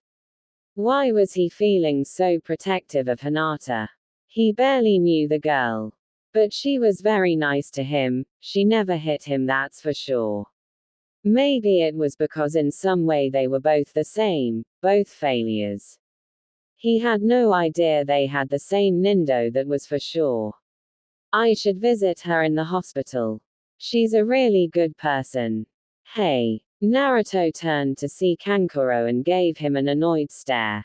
You're a funny guy, I like that, said Kankuro. Well, you're not funny at all, and I don't like that, said Naruto. An anger vein appeared on Kankuro's head. That miserable little, you are Satos the first time I get an excuse, thought Kankuro. What the heck do you want? Shouted Naruto. Well, you see, it's about that Hyuga Neji guy, but. Naruto crossed his arms. I'm gonna get that guy. He'll be lucky if he's still in One Piece, said Naruto. Well, you're certainly fired up. Gonna avenge your girlfriend, huh? Asked Kankuro. She isn't my girlfriend, said Naruto. Could have fooled me, I could hear you growling from the opposite side of the room, said Kankuro. Do you want me to kick your? Asked Naruto. Touchy, you're kind of acting like my sister. Maybe it's a blonde thing, said Kankuro. Naruto sighed. Cough. Cough. Now, then it's time for the next bout, said Hayate. I guess it's finally your turn. Go, Lee, said Guy. No way, said Lee. Needless to say, everyone was surprised at Lee's attitude. I've waited this long, if it were up to me I'd rather be the final act, said Lee. It almost like Lee is sulking, thought Sakura. Inside Naruto's mind, Ailu was looking back and forth between Lee and Guy. Anime and manga. Wait a second. Naruto, said Ailu. What? Are those two father and son? Nope, just student and sensei. No way. Look at those eyebrows, they got to be hereditary. Lee's an orphan. Look, can we talk about this later? Oh, alright, Cub, you win. The board once again started up. Gaara used his sand to teleport himself down to the arena. Don't keep waiting. ROARR. ROAARR. ROARR. I'm safe, shouted Chuji. Naruto rolled his eyes at Chuji's actions. He always did care more about food than fighting. Gaara versus Rock Lee. Okay. You caught me. As soon as I said I wanted to be last, I was thwarted. It's a natural law. You can throw a stone at a telephone pole time and again and never hit it, but the minute you aim to miss, you end up hitting the thing dead center.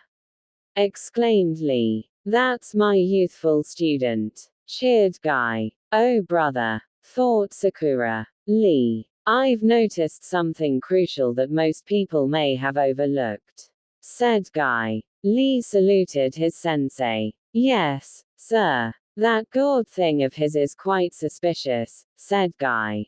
Lee scribbled furiously on his notepad. I see. Stop taking notes. You won't have time to consult them in the heat of battle, said Guy. Lee continued to scribble. I see. I hope Lee will be all right, thought Sakura. All right. Go get him, Lee, shouted Guy. Yes, sir, shouted Lee. Lee leapt off the catwalk and landed across from Gaara. Anime and manga. It is an honor to face you so early on, said Lee. Gaara merely HM'd. Looks like Gaara got himself an easy win. Your guy doesn't stand a chance, said Kankuro. Wrong, said Naruto. Kankuro raised an eyebrow towards Naruto. That guy is strong, a lot stronger than you think, said Naruto. Anyone who can kick Sasuke's butt is strong in my book, and entitled to ramen, my treat, thought Naruto. Iruka couldn't help but wonder what kind of higher being was poking fun at him this time. He was in Anko's apartment sitting in the bathroom while she tried to improve on Hana's patchwork. The only problem was that Anko kept trying to come up with excuses to barge in on him. Luckily none of them worked well enough for him to let her in. Why me? Asked Iruka. There was a knock on the door. Iruka, I'm done, called a voice. Iruka opened the door slightly and snatched his pants and closed the door before Anko could sneak a peek. Iruka's sweat dropped at Anko's improved handiwork. She's as bad as Hana. Iruka sighed and put on his fixed pants and exited the bathroom to see Anko waiting for him with a glint in her eyes, one which Iruka wasn't entirely sure he trusted. Thanks Anko, I guess I'll be going now, said Iruka. He started to head towards the door but was stopped when Anko suddenly snatched his arm. Wait, what's your hurry? Stay a while, said Anko. Sorry Anko, but I really need to be getting home, said Iruka. Then how about I meet you for dinner? Asked Anko. Iruka gulped. The famous Anko had set her sights on him. The only question was, why? Anko, why the sudden interest? Asked Iruka. Anko hung her head for a moment, which caused Iruka to raise an eyebrow. Alright, you caught me. I am so sick of dating guys that seem okay only for them to turn out to be total pervs and jerks.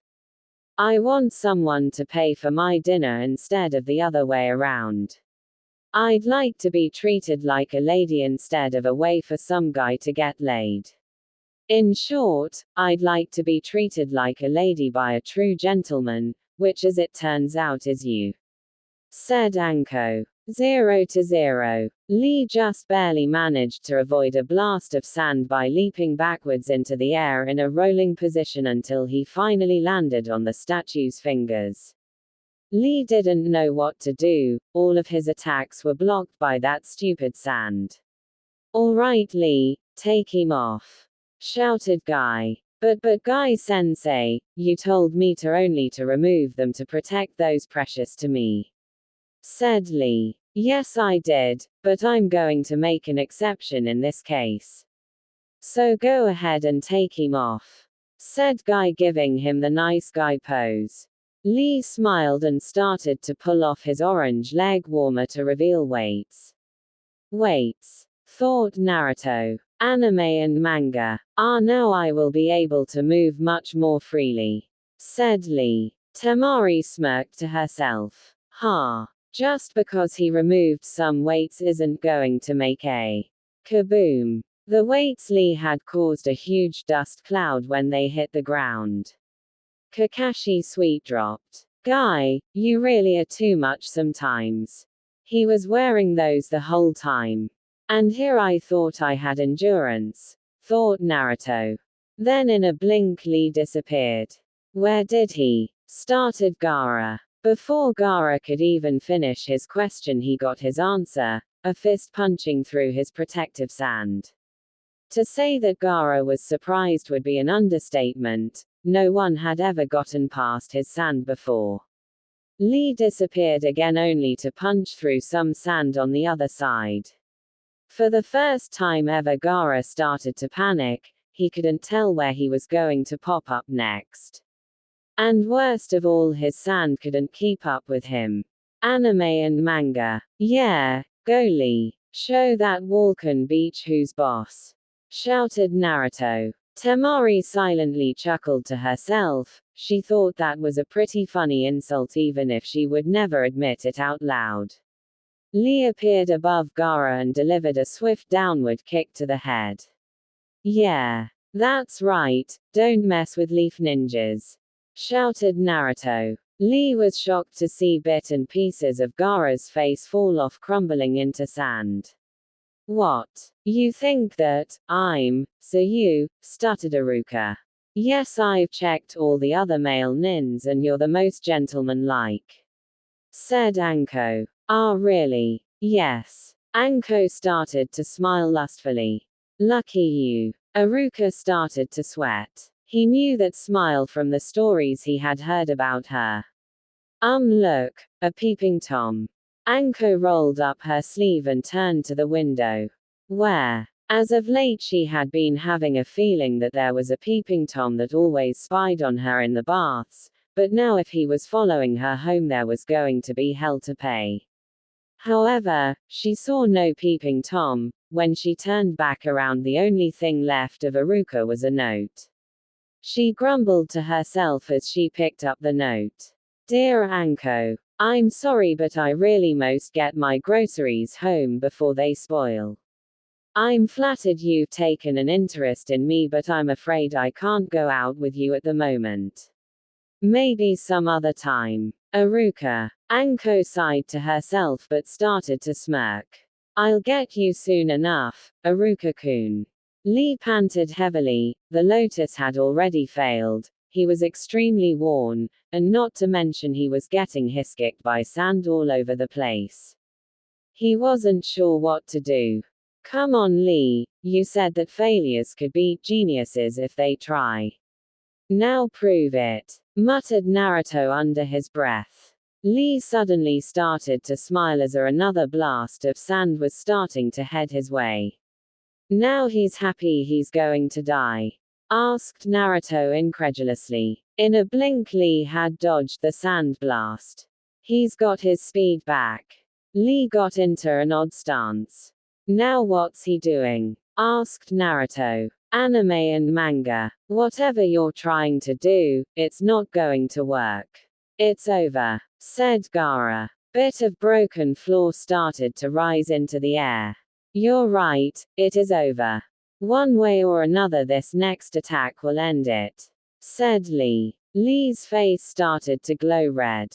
Naruto could swear that heard Kakashi shout something like, "Guy, what did you do this time?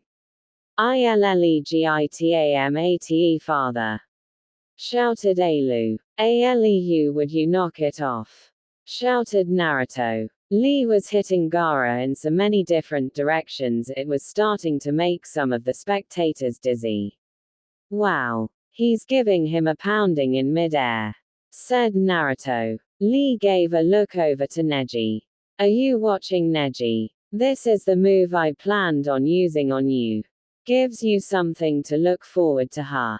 thought Lee. Lee gave one final tug of his bandages that had wrapped around Gaara's waist. "This is it." Gaara winced as he was hit with both a punch and a kick at the same time. Hidden Lotus. Gaara landed on the ground causing an explosion.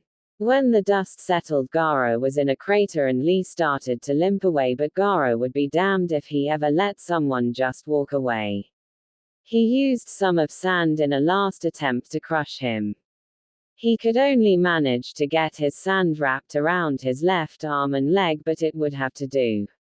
Gaara closed his hand, causing the sand to crush the two contained limbs. Lee cried out in pain as the bones in his arms and legs were crushed. The sand started to reconfigure itself around Gaara. He sent another wave of sand towards Lee only to have it knocked away by Guy. Gaara held the right side of his face in pain. "You saved him. But why?" "He lost," said Gaara. "Because he is my student, but he's more than that. He is someone who is precious to me," said Guy. "Because he's your son, I knew it," shouted Alu. "Aleu, would you knock it off? You completely ruined the moment," shouted Naruto. Gaara, being one who would never understand such words, started to walk back towards the stairs. Winner of the match, Gar. But Hayat stopped, for what he saw was literally unbelievable. Lee stood in his typical pose with one hand out. Impossible. How could he still be standing? Thought Gaara. Guy walked over to Lee with tears in his eyes. "Lee, even when you've lost consciousness, you still refuse to give up on the fight," cried Guy. Iruka sighed as he fell into his bed. He had one hectic day, that was for sure. But he knew tomorrow was going to be worse. Naruto glared furiously at the floor. It wasn't fair. Lee fought so hard and gave the fight everything he got, and now because of it the doctors say that his condition would never allow him live a life of a ninja ever again. Naruto always felt that he could relate to Lee. He knew what it was like to be looked down upon, what it was to have to gain strength by working hard. Naruto suddenly felt a fury dwell inside him as he watched the Mednins carry Lee's unconscious form away. "You said we could do it. You said all we had to do was try. It was all a lie, wasn't it?" Kakashi landed next to Naruto and put a hand on his shoulder. "Anime and manga. Naruto, calm down," said Kakashi. "But Kakashi-sensei, it's not fair," said Naruto. "No, it's not," but Lee was so obsessed with proving his dream he never once thought of the price he had to pay. "Now because of it he can never live his dream again," said Kakashi. All of the anger Naruto had was now replaced with sadness. Temari sighed as she watched Naruto. "He looks so sad. Having 3 of your friends beaten up in the same day has got to put anyone down in the dumps." Temari froze at her own thoughts. "Not that I care. Why does Temari look so sad? And why's she staring at Naruto with those eyes? Unless, I don't believe it. My sister has a crush on that idiot and she doesn't even know it. Either that or she's in denial," thought Kankuro. "You should feel honored, Naruto. You were one of the people he wanted to fight, right up there with Neji and Sasuke," said Kakashi. Naruto eyed the floor sadly. "He wanted to fight me. But I'm no genius, I'm not a ninja prodigy, I don't even have a bloodline. So why would he want to fight me? Naruto started to go up the stairs, but when he reached the top, Kankuro grabbed him by the scuff of his jacket. Now you listen to me, ya moron. If you know what's good for you, you'll stay away from my sister, said Kankuro. Huh. Kankuro let go of him and started to head down the stairs. I'm watching you, said Kankuro. Naruto stood there for a moment with a very confused expression on his face. Did I miss something? Shouted Naruto. Naruto heard an explosion and saw that Chuji had been defeated. Well, I know I missed the fight anyways, said Naruto. The third started another speech on why the next part of the exam was going to be a month away, but Naruto wasn't really paying attention. Too much had happened to him in one day.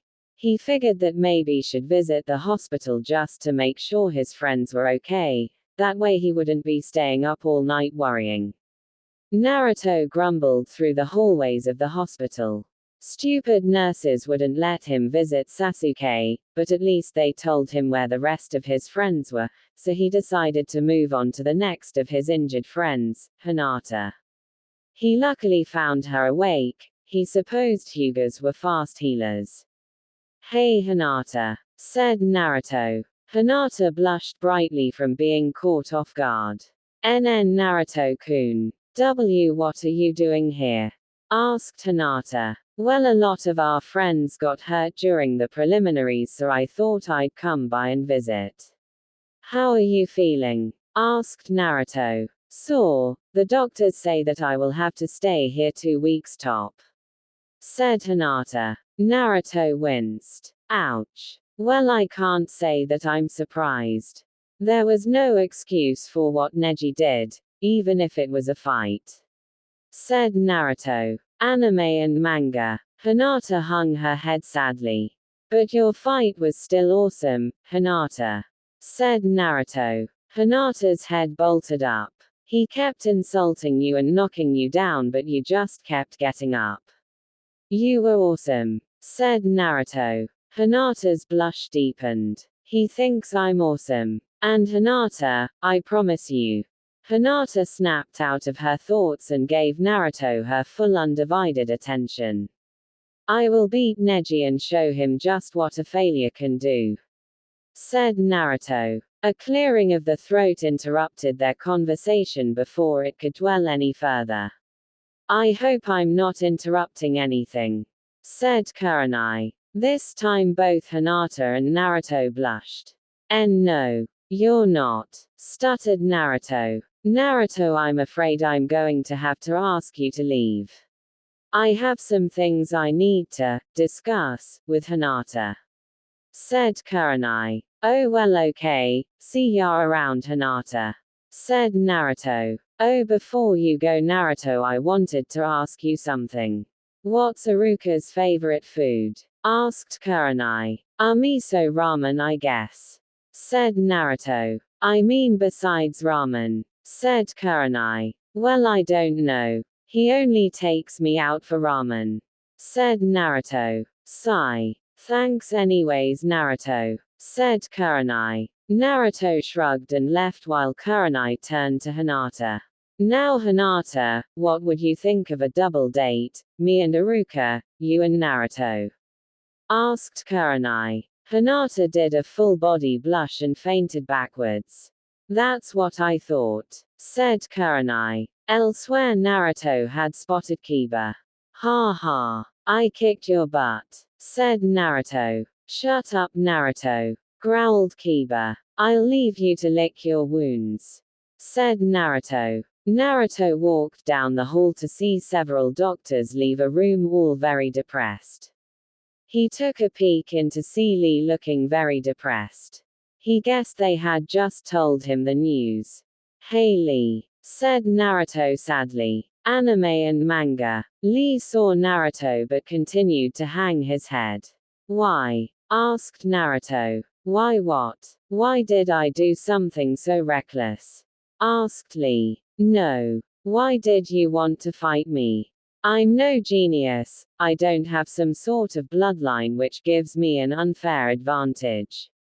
So why? Asked Naruto. Because your type of strength is different than Neji's or Sasuke's but still just as powerful. You gained your strength through blood, sweat, and tears. I can easily relate to this and would gladly pit my own strength against to see who has gone farther. Said Lee. Naruto smirked. Thanks Lee, you're an okay guy.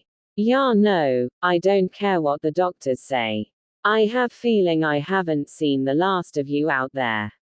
Said Naruto. He held out his fist in a typical friendship manner. Pound it. Ow. I said pound not punch it. Shouted Naruto. I apologize, this is my first time doing a friendship tap thingy. Said Lee. Naruto held his hand tenderly. We'll work on that some other time. I just need to see Tenten now. Hang in there Lee. Said Naruto. Lee nodded firmly. Naruto went down the hall to the last room on the left where he saw Tenten in bandages eating some hospital food in bed. Wow Tenten, out of all the people I've visited you look the healthiest. Said Naruto. Naruto. Tenten startled by Naruto's appearance accidentally flung her milk carton which somehow ended up hitting Naruto in the face. Ow. I knew you were dangerous opponent with weapons but I didn't know you could throw such a mean milk carton.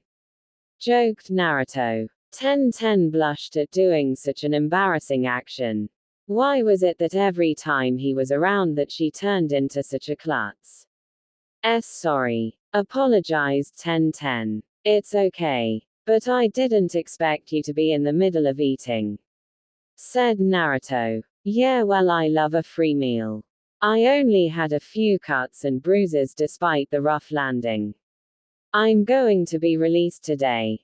Said Tenten. Wow. That's great news. Don't know how your father is going to take you losing though.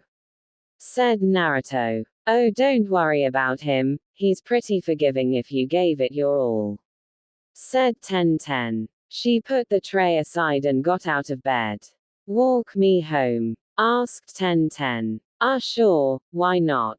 Naruto walked down the hall with Tenten. He couldn't help but feel uneasy for some reason, almost as if she was up to something.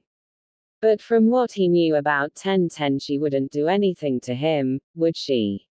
You know Naruto, we really should hang out sometime. Like go to the mall or something. Said Tenten. Anime and manga. Mall. Wait, we have a mall. Since when do ninja villages need malls? Asked Naruto. Tenten giggled. Even ninjas need a mall, Naruto. Said Tenten. Naruto and Tenten had finally reached the stairs. Well I suppose you have a point Minnie. Said Naruto. Tenten smiled playfully. If I'm Minnie, then will you be my Mickey? Asked Tenten with a wink. Naruto, completely caught off by such a statement, slipped and fell down the stairs. Ow. Oh. Damn. Ouch. Stairs. Ow. Ah. Ouch. Evil. Ow. Shouted Naruto. The cries of pain were finally silenced when Naruto reached the bottom. Tenten tenderly leaned over the railing. Naruto and Tenten finally arrived at the mall that was much to Naruto's surprise, a lot bigger than he thought. Are you sure you're alright? Asked Tenten. Don't worry about it. I heal fast, and I mean ridiculously fast. Said Naruto. Oh another bloodline thing huh? Asked Tenten. Yeah let's go with that. Said Naruto. Out of the corner of her eye Tenten spotted an ice cream shop. Hey Naruto, what's your favorite flavored ice cream? Asked Tenten. I don't know, I've never had any before. Said Naruto. Tenten looked at Naruto as if a second head had instantly sprouted out of his neck. What? I've only known one ice cream shop and the lady who owned it would always come at me with a broom if I got anywhere near it. Said Naruto. Why would she do that? Asked Tenten. Naruto put a hand lightly on his stomach. That's a long story, said Naruto. Tenten frowned. There must have a lot more to Naruto than what was on the surface. Naruto, I want you to stay right here.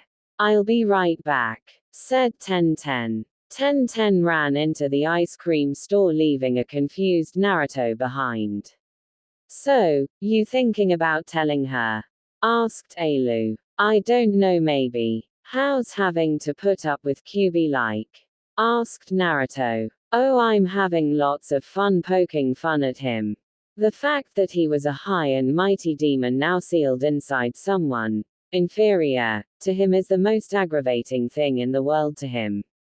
Glad you're enjoying yourself. Tenten came back with 2 chocolate ice cream cones. She handed one to Naruto.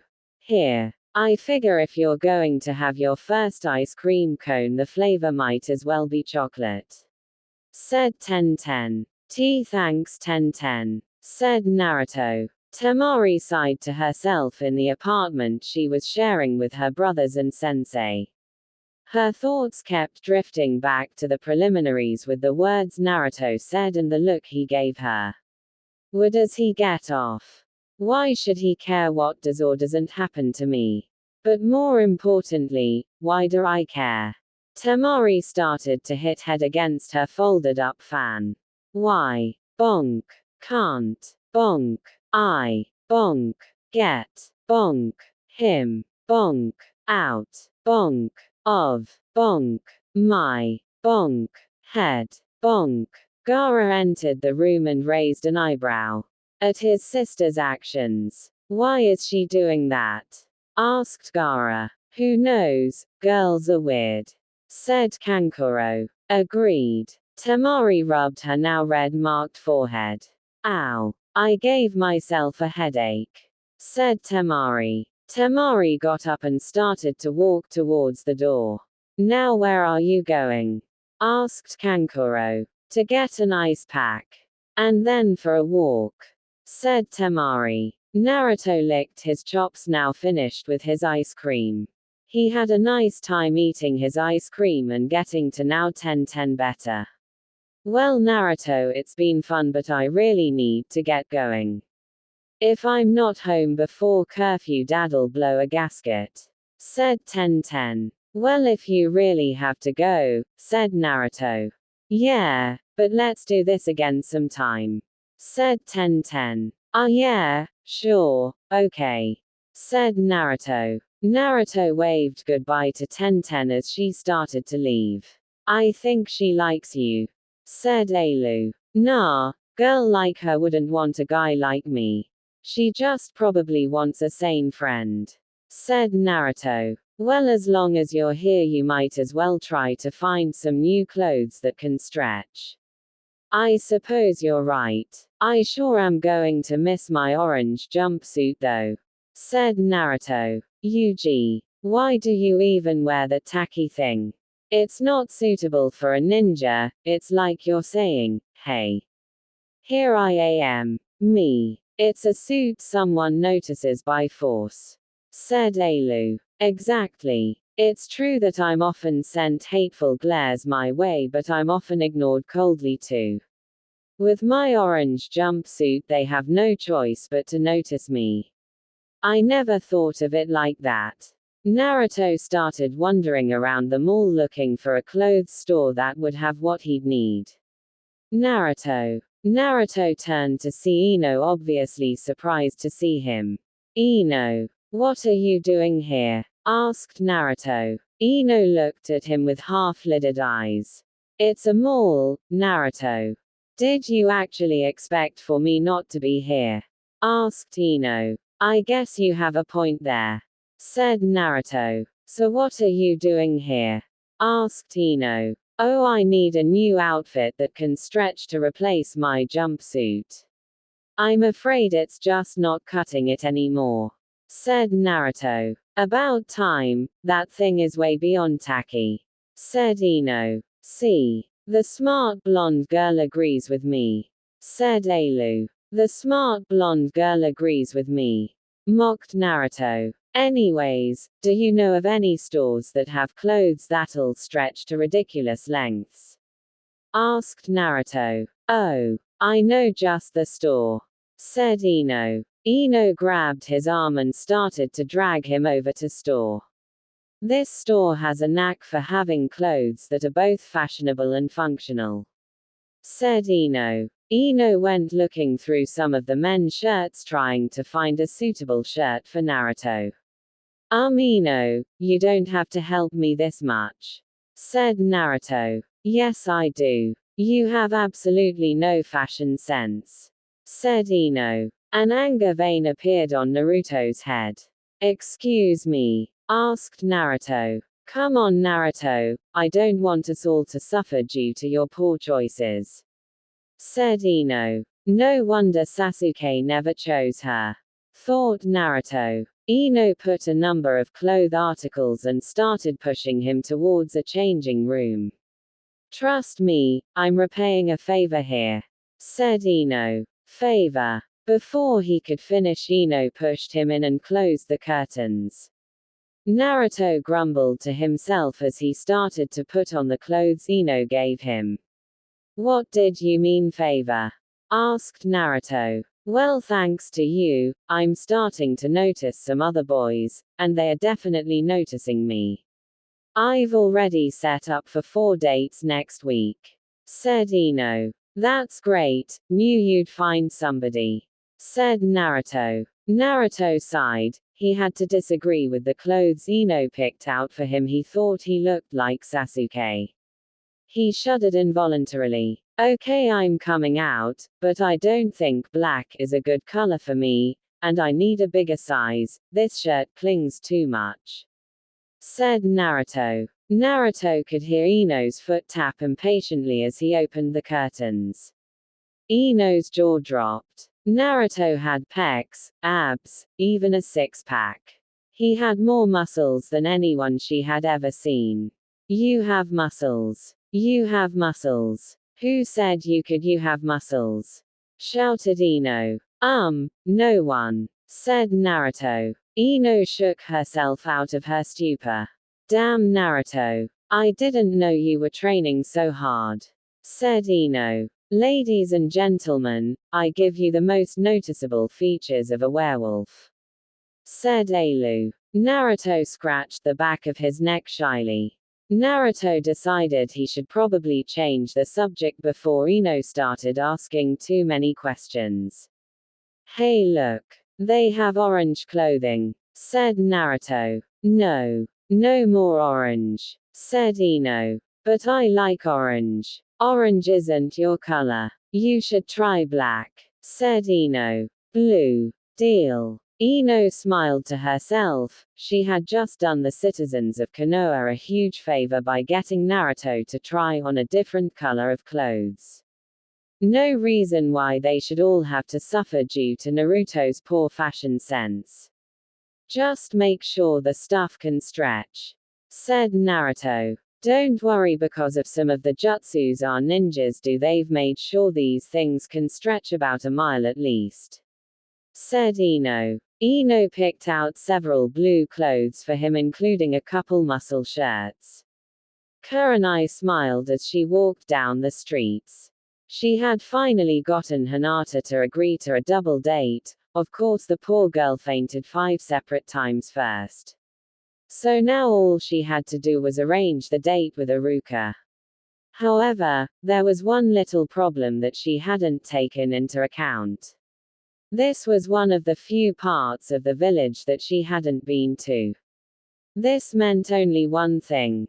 I am completely lost. Naruto and several Kage Bushins walked out of the clothing store, each one grumbling. Ino, I don't think we really needed to buy this much clothes, said the original. Nonsense, there's no such thing as too much new clothes, said Ino. This caused the Kage Bushins to roll their eyes. Naruto heard a growl come from Ino's stomach. Hungry, huh? Well, don't worry, I'm sure we could find a food court around here somewhere, said Naruto. No thanks, Naruto, I'm on a diet.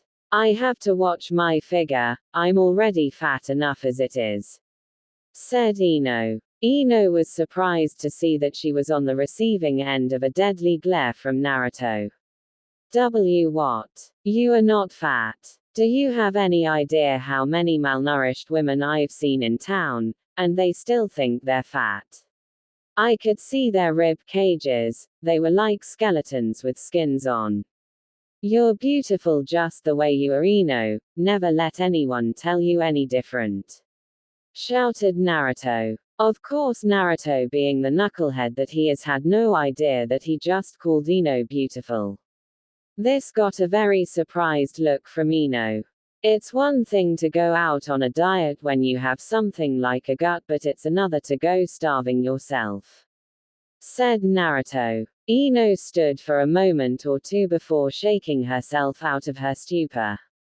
PFT. Like you're one to talk, mister, I eat nothing but ramen, said Ino.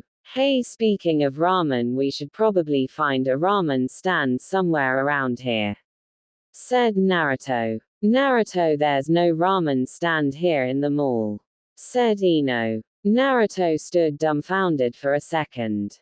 What kind of upside-down mall is this? Shouted Naruto. Hinata stared at her sheets.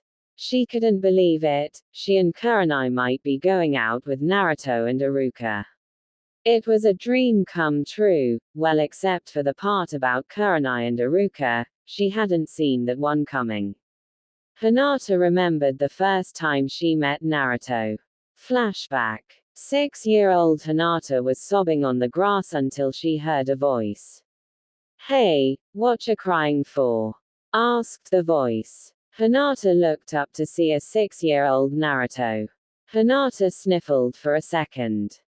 Those mean boys took the new dolly my mommy gave me, sobbed Hinata. Well, that's not nice. You stay right here. I'll be right back, so don't move, said Naruto. 5 minutes later, Naruto was running from a couple of boys drenched in paint. He ran over to Hinata, put something in her arms. Hinata stared at the gift she had just received. It was the very doll the bullies had taken from her, and while they were soaked in paint, there didn't appear to be a single drop on her doll. Look, there he is. Come back here, you demon brat, shouted one of the bullies. Here, hurried Naruto. Naruto ran as fast as his little legs could take him as older boys ran after him. However, only one thing stuck in Hinata's mind. He got my dolly back, thought Hinata. End flashback. And now I might be going out on with him. It's almost too good to be true. Gasp. What am I going to wear? Naruto waved goodbye to Ino as he and his clones started to head back. Well, that was fun, said a clone. I guess, but did you see the way she was looking at me? It was as if I just sprouted another head to her or something, said the original. Naruto suddenly heard a crash followed by something falling to the ground. Godding damn it, shouted a voice. You guys take the new clothes home, I'll check it out, said the original. They nodded and went on their way. Naruto headed over to where he heard the crash and saw Temari on the ground with twigs in her hair. Her fan hand landed a good distance away and she herself looked like she landed in a painful position. Temari. Temari looked up and flinched at who she saw. Oh, it's you, said Temari. Need a hand? Asked Naruto. Temari glared defiantly at him.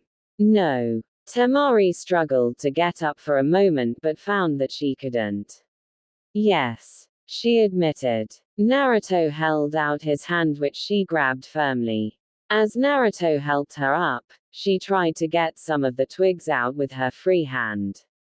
So what happened to you? Asked Naruto. Temari mumbled something incoherent. Come again? Asked Naruto. I crashed into the tree, all right, said Temari. That kind of seems like an amateur mistake for a wind mistress, said Naruto. Hey, My mind was elsewhere, said Temari. Ah, Temari. What? You can let go of my hand anytime, Yano, said Naruto. Temari looked down to see that she had never let go of his hand when she was being helped up. She let go as if Naruto's hand were on fire. And Temari, started Naruto. Naruto raised towards Temari's face, which started to blush furiously. Oh my god. Is he going to try to kiss me? Thought Temari. Naruto pulled a twig out of her hair. Missed one, said Naruto. Temari face faltered. Hey, you okay? Asked Naruto. Just leave. I'm feeling confused enough as it is, shouted Temari. Naruto blinked in confusion. Confused? What's there to feel confused about?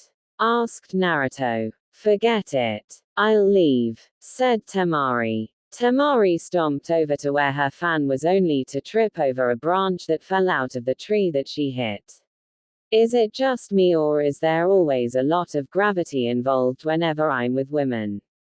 Thought Naruto. Naruto winced as he saw the wound on Temari's leg caused by her little tumble. That looks pretty bad. Here, let me help, said Naruto. Naruto took his sleeve and ripped half of it off. Temari then decided to show Naruto her impression of a fish with her mouth opening and closing. What? Look, I'm getting rid of this thing so it doesn't matter if I rip it. I'm not gapping about that, you idiot. It's your arm. Naruto looked at his arm and Temari. What about it? I never realized it because of the jumpsuit, but if your arm is any indication, you must actually be pretty ripped, said Temari. Naruto grinned sheepishly and started to scratch the back of his head. Oh shucks, you're going to make me blush. But enough about me, let's wrap up that leg, said Naruto. Get fresh and I'll you, said Temari. Got it. Temari forced down a blush as Naruto started to wrap her leg. There we go, you can walk and everything, right? Asked Naruto. Temari stood up and smirked.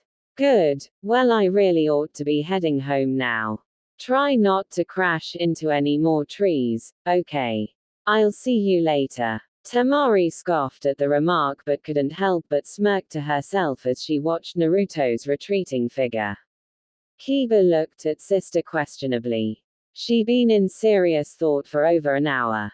Ah sis, is there something wrong? Asked Kiba. Oh, nothing, I'm just wondering how I should ask out a certain guy, that's all, said Hana. A guy? Who is it? Asked Kiba. Oh, it's your old teacher from the academy, Iruka, said Hana. What? You can't date my old sensei, shouted Kiba. For your information, Gaki, I can date whoever I want, said Hana. But why him? Asked Kiba. Kiba, I'm going to let you in on a little family secret. The women of our family have always been attracted to men with fatherly instincts. And I only just recently discovered how much of that Iruka has. Can't believe I've never noticed him that way before. Well, I'm off to check my wardrobe, said Hana. Kiba covered his eyes with the palm of his hand. This is so wrong, said Kiba. Naruto yawned as he plopped himself down on his bed. Night had come awfully early. What a day, I am totally wiped, said Naruto. Just as Naruto was about to close his eyes, he heard a distant scream. Tonight's never going to end, is it? Asked Naruto. It's alright for me to check it out in my hybrid form as long as no one knows who I am, right?